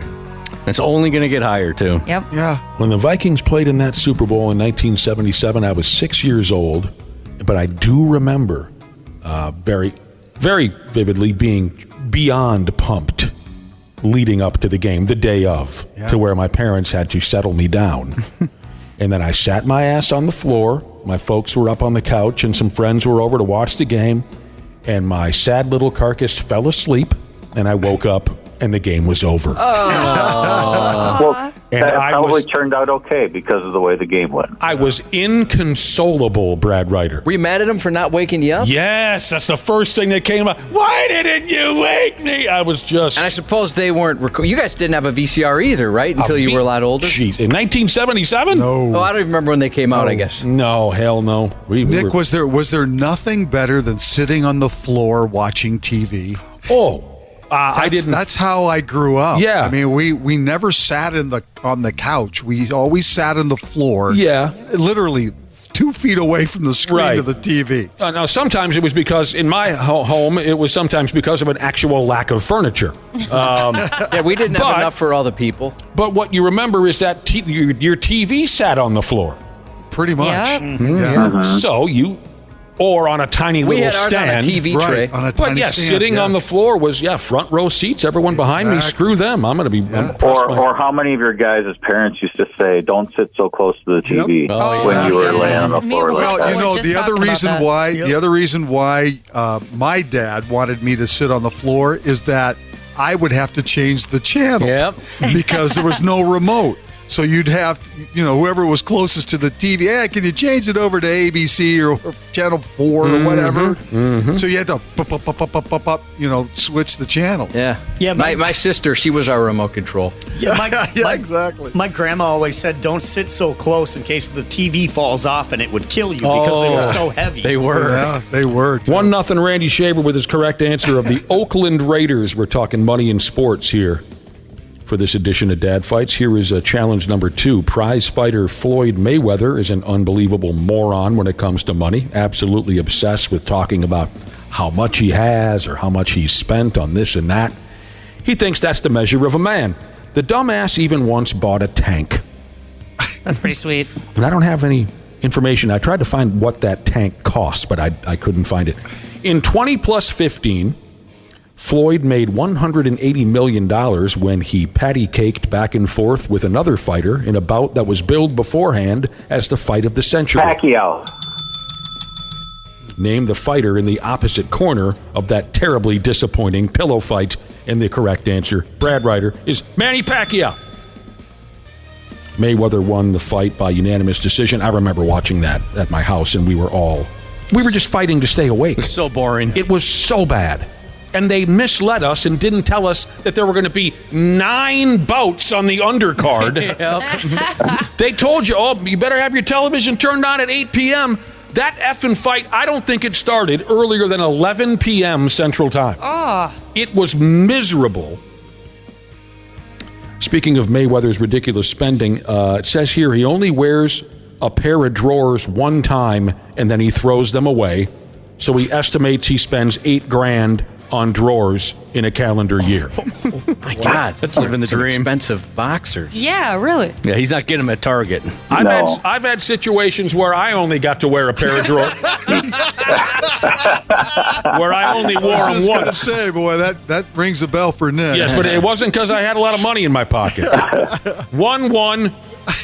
There's plenty of office pools for those that like to gamble on the Super Bowl. Most ask for about $10 to get in on the action, but Houston's well-known sports bettor Mattress Mac, he has wagers quite a bit more, like he did in 2022, when he lost $4.5 million betting on this AFC team to beat the LA Rams in Super Bowl 56. I don't know. When they asked him... Oh, my word! That's time's up, right, Wapple? Yep. I'll try to help the guys out. When they asked him who was going to win the Super Bowl, he said, "Who day?" Oh. That's not helping you either? Bengals? Yeah. Cincinnati Bengals. Yeah. Out of time. Both of them out of time. That just proves what we were talking about the other day, where that was 2 years ago and we couldn't remember. Right. Played the Rams. We make such a big deal out of the Super Bowl, no one remembers a damn thing. Yep. That's totally true. Even though Mattress Mac lost $4.5 million on the Super Bowl in 2022, he won $75 million when the Astros won the World Series that same year. Yeah, he's doing just fine. Yeah, don't feel too bad for him. Yeah. Personally, I get so tired of hearing about that guy. Yeah. Every Super Bowl and World Series, every time a story pops up, I delete the sumbitch. I do not care what this billionaire is doing in friggin' Houston. It's twice now I've blown up, and I feel sorry about it. 1-1 is a tie score here, 1-1. Sports memorabilia dorks are a scary breed, but a few good stories pop up from time to time. A Detroit sports fan bought a urinal from the old Detroit Silverdome for $23. That's some kind of sports memorabilia gangbang. But then he ended up making $3,000 on that same pisser when he got it autographed by a Hall of Fame running back, Barry Sanders. That made NFL defenders look like stationary urinals. Yes, Barry Sanders, and Randy now has a 2-1 lead. Barry was signing autographs at a local card show in Detroit when he got it. Brought the urinal? Pardon me? The guy brought the urinal? Yeah. Must have. Just wheels that's it up. hilarious. Yeah, that's fun. It's got a dolly. And what's going through Barry's mind as this guy walks up with the urinal? Pee in this for me, Barry. Yes, I want your urine. Pee in it. Yeah, that didn't even cross my mind. But yeah, the guy got it to the autograph show. Barry's not coming to his house to autograph it. All right, so I got this really cool memorabilia item. You got to come to my house. 2-1 Randy with that correct answer. The new Metrodome cost $1 billion when it was built in 2013, which is a lot more expensive than the $5.8 million it cost in the 60s to build this Minnesota arena. Metropolitan Stadium. I didn't hear what he said. Metropolitan Stadium. That is the correct answer. Yeah. Yeah. I was sitting there. I'm like, wait, am I wrong? Of course, not just home of the North Stars. Met Center hosted concerts from legendary artists like Michael Jackson, Prince, Ozzy Osbourne, Led Zeppelin, Jimi Hendrix, and Emilio Estevez when he filmed The Mighty Ducks in 1992. Can't imagine seeing Jimi Hendrix in concert. What about seeing Emilio Estevez? Oh, yeah, that. How about MC Hammer? Dana. That's where, Brad, you saw MC Hammer in concert. First concert I ever went to was at Met Center. I love that story, Brad Ryder. Wait a minute. He said Metropolitan Stadium. Yeah, I was hoping we could get by without this Brad coming up. said Metropolitan Stadium. He didn't say Met Center. Let's move on to question 6. No, you're done. I was praying that it wouldn't be brought up. He didn't say Met. He didn't say. That's Met why Center. I didn't ring the bell, because he said Metropolitan Stadium. That's right. That should have been a different chance for thing. me to answer. Yes, there was Metropolitan Weren't they built Stadium, at the same time? and there was No. Hey, Wapple, you're in charge here, dude. Wapple. The problem. I didn't even get a chance to answer the question. Randy because he didn't even should get a have- chance to answer the question, Wapple. Nice job. That wasn't my fault. Yeah, it is. You're in charge. You're the guy. You rang the bell. I told you I couldn't hear what he said. So, yeah, I was hoping somebody else heard but it. once he said, Metropolitan Stadium, and everyone's like, yeah, that's right. No, yeah. Wapple, you're fired. The Met Center also hosted Sesame Street Live a couple times. I'm just trying to change the subject. Oh. Well, you mean Met So what happens Center or now? Stadium did? Because I would have said Met Center had you given me the opportunity. Well, you didn't, though. Well, then I guess. Because you guys said he was correct. I think the only thing we can do right here is just call it a wash. We're calling it a wash. All right. I thought that maybe I was mistaken. I had the wrong thing. I was hoping no one would say anything, but here we are. We're calling it a wash. Well, thanks for that, too, by the way. What? You're just going to let it fly. You should have said, no, that's a wrong answer. Randy, you have to know something about me. On Friday shows, don't care. I don't care. I know you don't. Don't care. We're calling it a wash. The score remains 2-1 Randy. Is that correct? Man. Yep. Okay. Oh, this thing is a shady deal, boy. Big-time pro athletes have, unfortunately, made some train wreck investments with their money. This one here is so ridiculous, but it's also very interesting. Can you name the all-time great Minnesota Twin who invested $70,000 in a company that sold inflatable raft-like structures that would sit underneath furniture and allow it to float in case your home got flooded? Oh, boy. I'll give you a hint. Soul Patrol. Jock Jones? Oh, my word. I'm not even going to make a guess. Oh, my word. The correct answer is Tory Hunter. Oh. I have never heard that story before in my life. I've never heard of that. I haven't either. And that is so bizarre Again, he invested. Where did we come up with that? Where did you come up with that, Dana? It was a couple different stories on bad investments the athletes have made. It popped up all over in all the lists. Again, he invested $70,000 in a company that sold inflatable raft-like structures that would sit underneath furniture and allow it to float in case your home got flooded. Had he taken a fastball to the noggin a week before he wrote that check? So according to Danalysis, after forking over $70,000, the inventor then came to Hunter again and asked for another $500,000. This time, Torrey said no. Thank God. That is incredible. I don't remember who played in the Super Bowl 2 years ago, but I remember all three guys on the Soul Patrol. Mm-hmm. Yeah, Josh Jones, Torrey Hunter, and Matt Lawton. Yes. There you go. Still 2-1 Randy. Oh, geez, Jesus says text in, Randy, sorry, you just got fined $40,000 for criticizing the ref and why. You know what? I accept the fine. He does. It was worth the it. The ref deserves it. Like I said, these guys are big shots. They got money. Yeah, they can handle it. A pack of Topps baseball cards cost a nickel in the 1950s. One lucky dude was able to turn that 5-cent investment into $12.6 million in 2022 when they sold a mint condition Ty Cobb. Oh, my word. All you, Brad. When they sold a mint condition card of this Yankee legend with a Disney-esque name, regarded by many as one of the best players and sluggers of all time. Mickey Mantle. Mickey Mantle is the correct answer, as indicated by the bell. There's believed to be 1,800 1952 Mickey Mantle cards still in existence today, but many have little value since most are in very poor condition. We're tied at 2. Mickey Mantle. I really wish that somebody along the way in my young life would have said, save your cards, don't trade them, don't rip them up. Don't put them in the bicycle spokes. Exactly. I just shake my head. Is there any one particular card that you remember staring at as a kid that you know would be worth something today? You know, I'm sure I had rookie cards for Hank Aaron and guys like that. And I'm sure I had them from guys in the early 80s like Eddie Murrah and, name some guys from the early... Those are the cards that are the ones that are the most sought after, are the rookie cards of guys that became the greatest players of all time. I vividly remember looking at my Eddie Murrah baseball card as a little kid, specifically because he had that kind of gunfighter sideburn mustache combo. Yes, do you know what I'm talking about? Oh, yeah. When he was a rookie, what do you call that design where it kind of... Anyway, what is the score, Wapple? It's 2-2. 2-2. Here we go. Dad Fights 156, talking about money in sports. There are many ways that active players and coaches can lose their money by getting fined for silly behavior. This one's a doozy. This current NBA head coach was once fined $50,000 for intentionally spilling a soda on the court when his team was down 2 points with 8 seconds left and they had no timeouts. He displayed much better poise when he was a player, widely regarded as Mike Brown. I remember that. Oh no.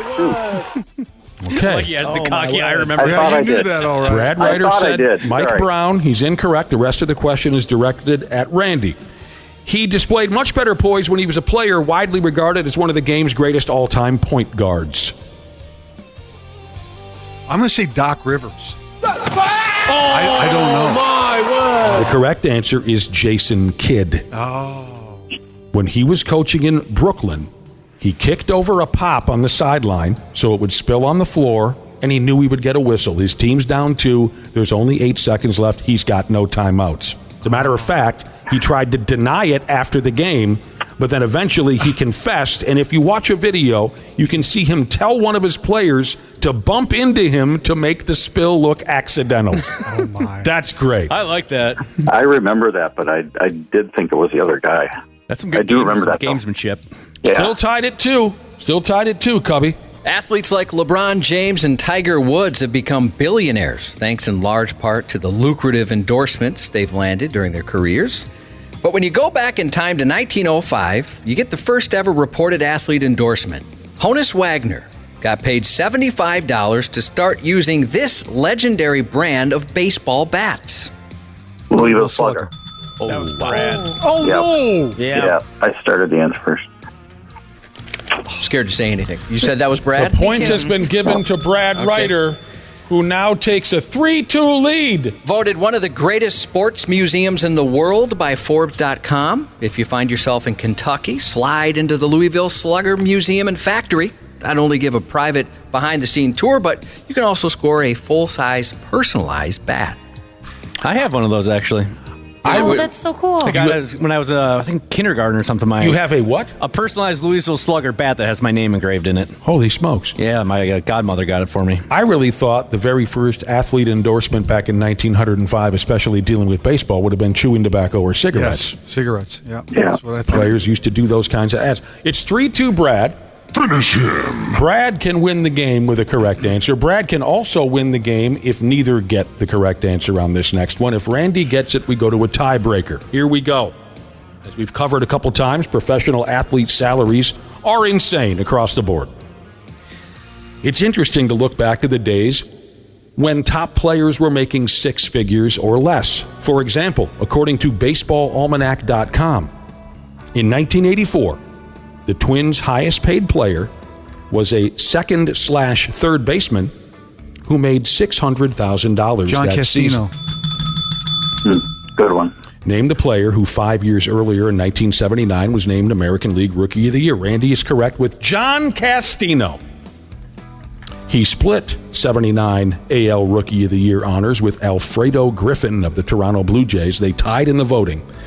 If you went to the old Metrodome in 1983 to see a Twins game, a large beer cost $2.75, a hot dog was $1, and you could even hand over $1.25 for a pack of cigarettes.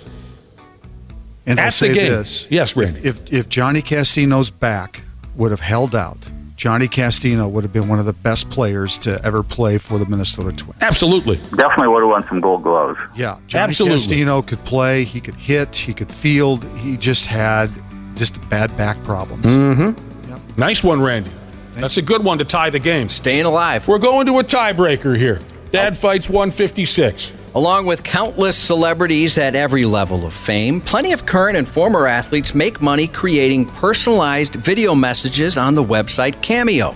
And for $74, maybe you could have this former Twin make you a video about how he did not lift Ron Gant off first. Perfect. I got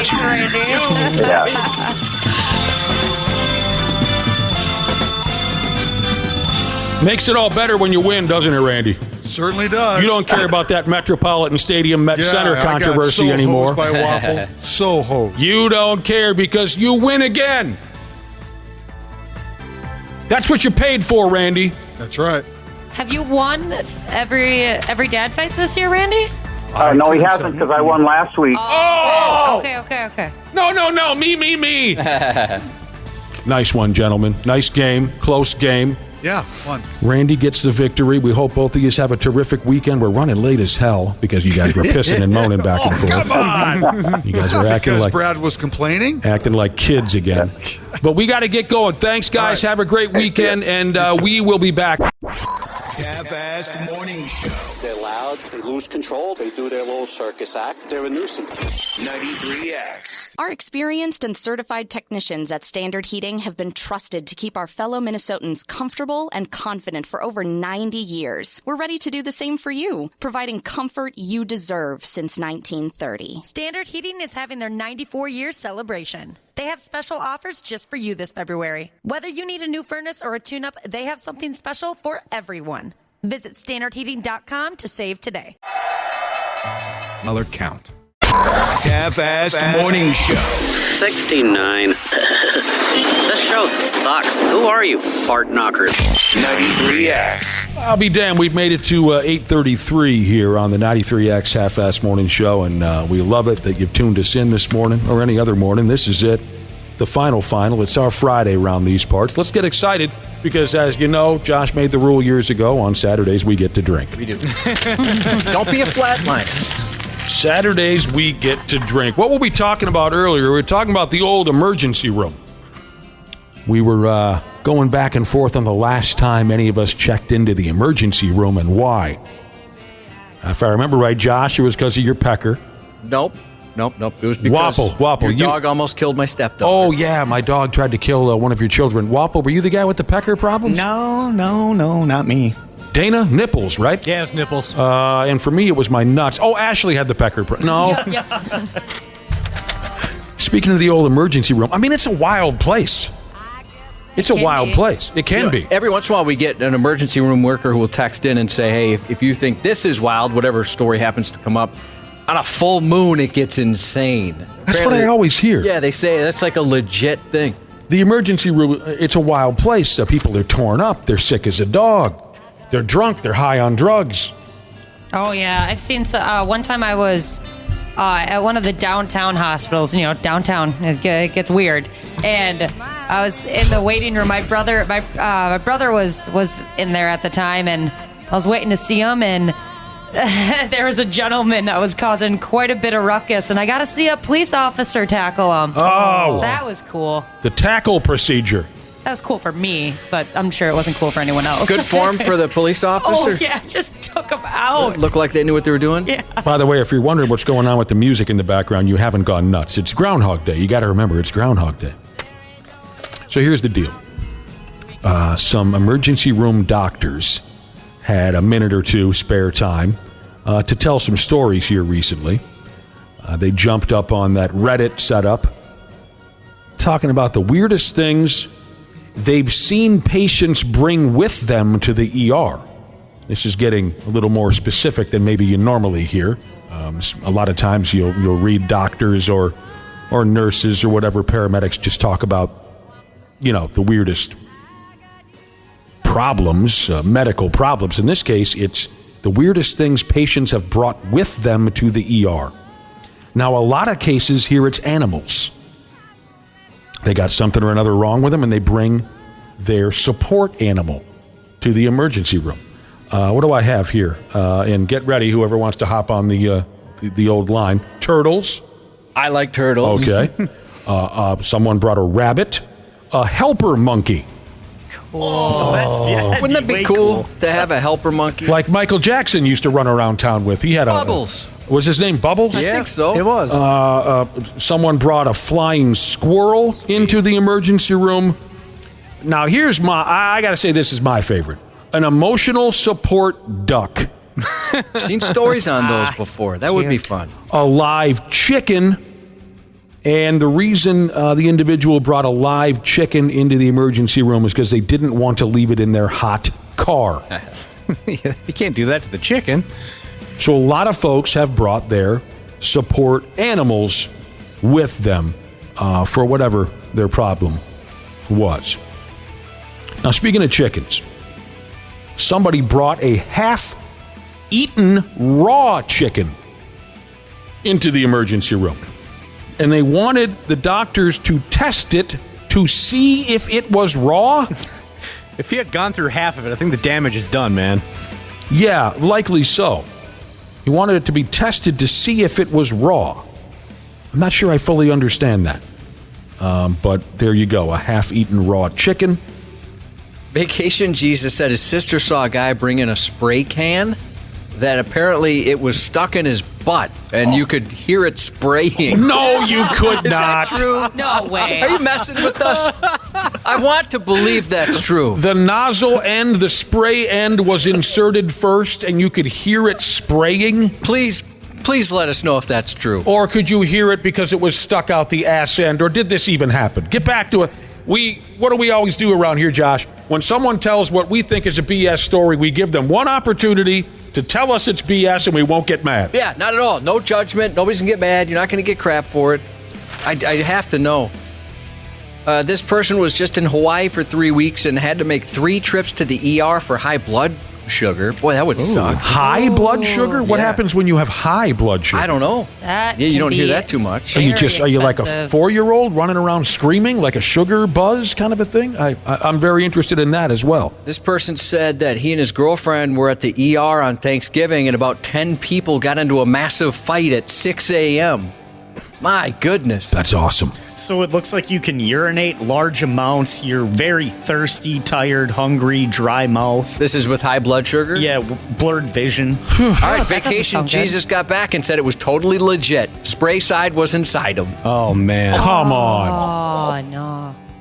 Does he know? He doesn't know what was in there, was it? I mean, because that could have been something toxic and just smooth kill a guy. Yeah. His insides are a completely different color. He said a pan spray can. So I'm assuming like whatever that stuff's called. Some olive oil or something. I don't know. Oh, some Pam? Pam. Yeah, Pam. Sure, my mom used to spray that around the house. You say okay. Pam or Pan? He said pan, so I don't know. Here are some I other... don't put words in other people's mouths. No, you do not. Nick does not either, Wapple said, right? Yes. Never. I never put words in other people's mouth. Someone brought in their own thermometer to the emergency room. Seems like something they'd have on hand there. So when the nurse took their temperature, they could double-check their work. Oh, I bet they were delightful to deal with. Okay, yours says 103. Let's see what mine says. A suitcase full of French toast was brought into the emergency room. Okay, some people come into the emergency room because they're not quite all there. A suitcase full of French toast. There was no butter, no syrup. Just French toast. The doctor did say it looked dry but smelled wonderful. Answer me something here, Ashley. When you first walked into the building this morning, I smelled French toast, pancakes, syrup, waffles. What the hell was that? Was that vaping? I had some brown sugar oatmeal. Okay. Yeah. I was wondering if maybe I was having a stroke. Someone brought in a half-eaten can of beans into the emergency room because they wanted to finish them. No, I'm not done with this yet. A 45-pound electric meat grinder was brought in to the emergency room. 45-pound electric meat grinder. And the reason behind that is because a guy's hand was stuck in it. What a nightmare. I figured it was going to go that way. Oh, awful. Just Do you think you mangled. get to bypass the emergency line with that injury? God, I hope so. Yeah. Doesn't that suck if a cranky person sitting at the counter is like, yeah, just go take a seat over there. Sit by the guy with the migraine. Yeah, do you got your insurance card with you? Man, I can't even imagine the pain, the panic. I would pass out. I would just look at it and I would pass out. You would, honestly, you would hope so. That you just... Yep. I want to go night-night. Yeah. I want to go night-night, and I wake up and... I just push the rest of my body through it. Just finish this off. Then you have a Josh cold cut. Cubby cuts. Yeah. Drunk folks, of course. I said plenty of drunks end up at the ER. One particular drunk guy, he laid down on the floor, and a whole onion rolled out of his pocket. This individual anticipated they'd be there for a while once they walked into the emergency room because they brought Christmas lights with them so they could string them up above their bed. When I went to the hospital for COVID, the nurse hotline lady told me, yeah, you're going to want to go in. And so, I heard the horror stories of once you're there, you end up getting stuck there for a couple of weeks. So I brought every charger I could think of, my laptop, my Nintendo Switch. I was like, I'm not going to be bored in here.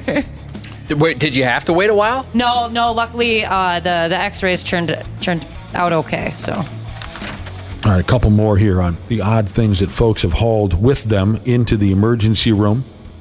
A guy brought in the snake that bit him, and the snake was still alive. Oh, wow. They want to interrogate him. Who are you working for? I'd be backpedaling away from that. In a big way. And finally, a guy came in. Oh, no. God help us. I mean, we all tried it when we were 9.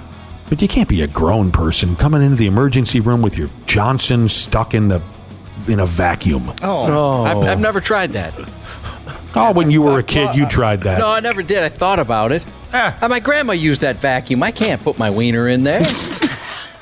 No way. It's grandma's vacuum. What a great grandson, Josh. Grown man, too, this guy, in a shop vac. I mean, so he's not playing games with, your grandmother's worn-out Electrolux, you know what I mean? Right.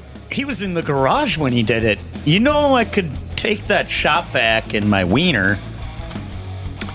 Guy came into the joint. His Johnson was stuck in a shop vac. He claimed, oh, no. Okay, well, I don't know. Is this possible? If it's possible to have a spray can firing while in your bottom, maybe this is also possible. Dude said he was trying to remove a kidney stone. Should I believe that? You can vacuum a kidney stone out? I've heard those are so awful that you're probably willing to try anything. Yeah. I've heard bad stories. You know what, Dana? That's a good point. Maybe he was so desperate he thought, I'm just going to put my D in the vacuum cleaner. Yeah, we're just going to keep swinging here and see if anything hits. It's a different type of desperation as the other kind of guy who puts his D in a vacuum cleaner. If a spray can can go off inside a guy's they could hear it, Nick. rectum, they say they could hear it, then maybe this guy was that desperate and was trying to suck loose a kidney stone. The 93X Half-Assed Morning Show. So our listeners have some emergency room stories too, don't they, Josh? They do. Have you received a few via the old-fashioned text machine? Yeah, and it's a lot of butt stuff, as you might expect. Is it more butt stuff? Yeah, there's plenty of butt stuff. Anything that can rival the spray can stuck in a man's bottom that is spraying as he's walking around the emergency room? He meant just with each step. You know, my dog farts like that on the way up the stairs. So I can kind of picture that. Well, the medical chicken lady, she said, she had a patient come in with a massive dildo, she called it, shoved rectally. Oh. And when she was listening for abdominal sounds, she heard it vibrating. God dang. You picked them up, you dropped them, Jesus. Had a friend that worked in the x-ray department, and apparently they found a light ball up a guy's butt. A light ball? Oh, I'm sorry, I said bulb. Bulb. Bulb. How do you get that up there without cracking it? Well, I'm assuming he went the other way first, but I guess I don't know. Sure. Yeah, hopefully it wouldn't break in there. Oh, that'd be painful. That's the danger. Yeah, that's a risky run if you want to put a light bulb up your butt. I got a bottom-related text as well. As our listeners were texting in about what they've seen at the emergency room, I have one. It's anal in nature. And they say it's 100% true. Live hamster. And it was biting the individual because it wanted out. Good. Surgery was necessary. There's got to be a toy they make where you don't have to, an alternative to a live hamster. I can't think of a single one, Josh. There's got to be something out there that would work. Or like a Beanie Baby or something. Yeah, I meant more like a sex toy, but just, any kind of toy. Right. He's not talking about the stuff you find at, Toys R Us. At the toy section at toys. He's talking about sex toys. Dude, we mentioned earlier, walked into the emergency room carrying a 45-pound meat cutter, and he had to carry it with him because his hand was stuck in it. This is a message from a listener, a text message. My Rottweiler stuck his tongue into a diamond-cut paper shredder. Oh, man. I had to haul the dog and the shredder to the ER. You went to the ER? I mean, he must mean doggy ER. I would think so. Okay. Oh, my God. Oh, I'd be terrified. Poor puppy. Another one of our listeners saw a lady with a windshield wiper sticking through her calf. Oh. How does that happen? Can anyone come anywhere near explaining how that might have happened? Just get hit by a car? I don't know. It'd have to be like walking out. on the street, on the sidewalk, and someone crashes? Hit by a car has got to be it. Or, she, like you said, Wapple, maybe she was just near a crash and car parts flew at her. Yeah, that makes sense. Oh, windshield wiper sticking through your calf. I get friction on a pickle jar, Jesus. Said, what the hell is that all about? That's some girth. There's no reason for... 2 tennis balls in the chute. No, there weren't 2 tennis balls. Oh, God. How? How is that possible? Well, practice. It would take me a while to work up to 1. Yeah. I think it's just practice. Yeah, you start with the ping pong ball and you work your way up. I'd start, a ping pong ball. Yeah, you're probably right. That's the way to go. One more that headed my way via the text machine on what folks have seen at the emergency room. Oh, and this is a real troublesome thing for me, too. And this could open up a whole nother can of worms. An individual who works in some capacity at emergency room said, people wearing their vomit is my least favorite visitor. Oh, I'll bet that. I have a thing about puke, they say. You must see a little bit of everything at the emergency room. So I'm sure you develop a tolerance for all kinds of things, but when it's your least favorite damn thing, you never get over it, and that's what it sounds like. They say, I have a thing about puke, and so if someone walks in wearing it, they have real trouble with that. My stepdaughter's the same way. She looked at, there was a place she wanted to live, and she was looking at reviews, and some of them said, hey, if you like college kids puking in the stairway every weekend, this place is for you. So she didn't go to that place. She just can't handle it. Wow, it's that serious? Jiu-Jitsu Jesus thinks that maybe we're on to something. People would pay for a simulated mouse on a string. And just varying levels of scurry power. Right. Just one notch, and he's at a reasonable scurry. You go a couple more, he's cruising. Yeah, I dated a gal years ago. Wonderful gal. But when she would get real effed up, there was vomiting. And there were times when she didn't realize that it was on her. Oh, no. And girl. I mean, that was very difficult for me. And there was one episode where, she's crashed out in the bed next to me. And I knew she was quite loaded. We had been drinking all day. And I was awoken by her scurrying, speaking of mice, kind of scurrying around the house. And I'm like, well, what the hell's going on? And I knew she was loaded, so I got my carcass out of bed to make sure she was all right. And I found her out the back door. She was standing outside, having a cigarette. And she says, what's up? And I said, what are you doing? I just thought I'd have a smoke. I said, have you looked at yourself? No, she says. And I said, look down. She was absolutely covered in vomit. Oh, that is so disgusting. And I said, how in the hell do you not realize what is going on here? The smell, just having the wetness. having a cigarette, just covered. I can't handle those things. That's pretty sick. Oh, God, it was terrible. Everyone thank Josh for toughing it out and coming to work today, even though he's terribly sick. Thanks, Josh. Thanks, Josh. Now say it in unison. 1, 2, 3. Thanks, Josh. You sounded sarcastic. They sort of did. Yeah, I was more focused on making sure we were synced up. Oh, that's fine. That's fine. And I don't like the word hero, so stop using it. Honestly, there's real heroes out there in the listening audience. I have to say that you sound better now than when we cracked the mics. Yeah, I've had time to kind of cough a ton off air here. Because when we first cracked these things, it was touch and go there right from the get-go. Yeah, it was rough. You're having a little trouble. I feel like hot garbage. But Wapo and I were talking about who would get your Dodge when you go down. You know what I mean? I was hoping I could get the Rocky cardboard cutout. Well, no, that would also go to Nick. I thought you might want to be buried with the Rocky cardboard cutout.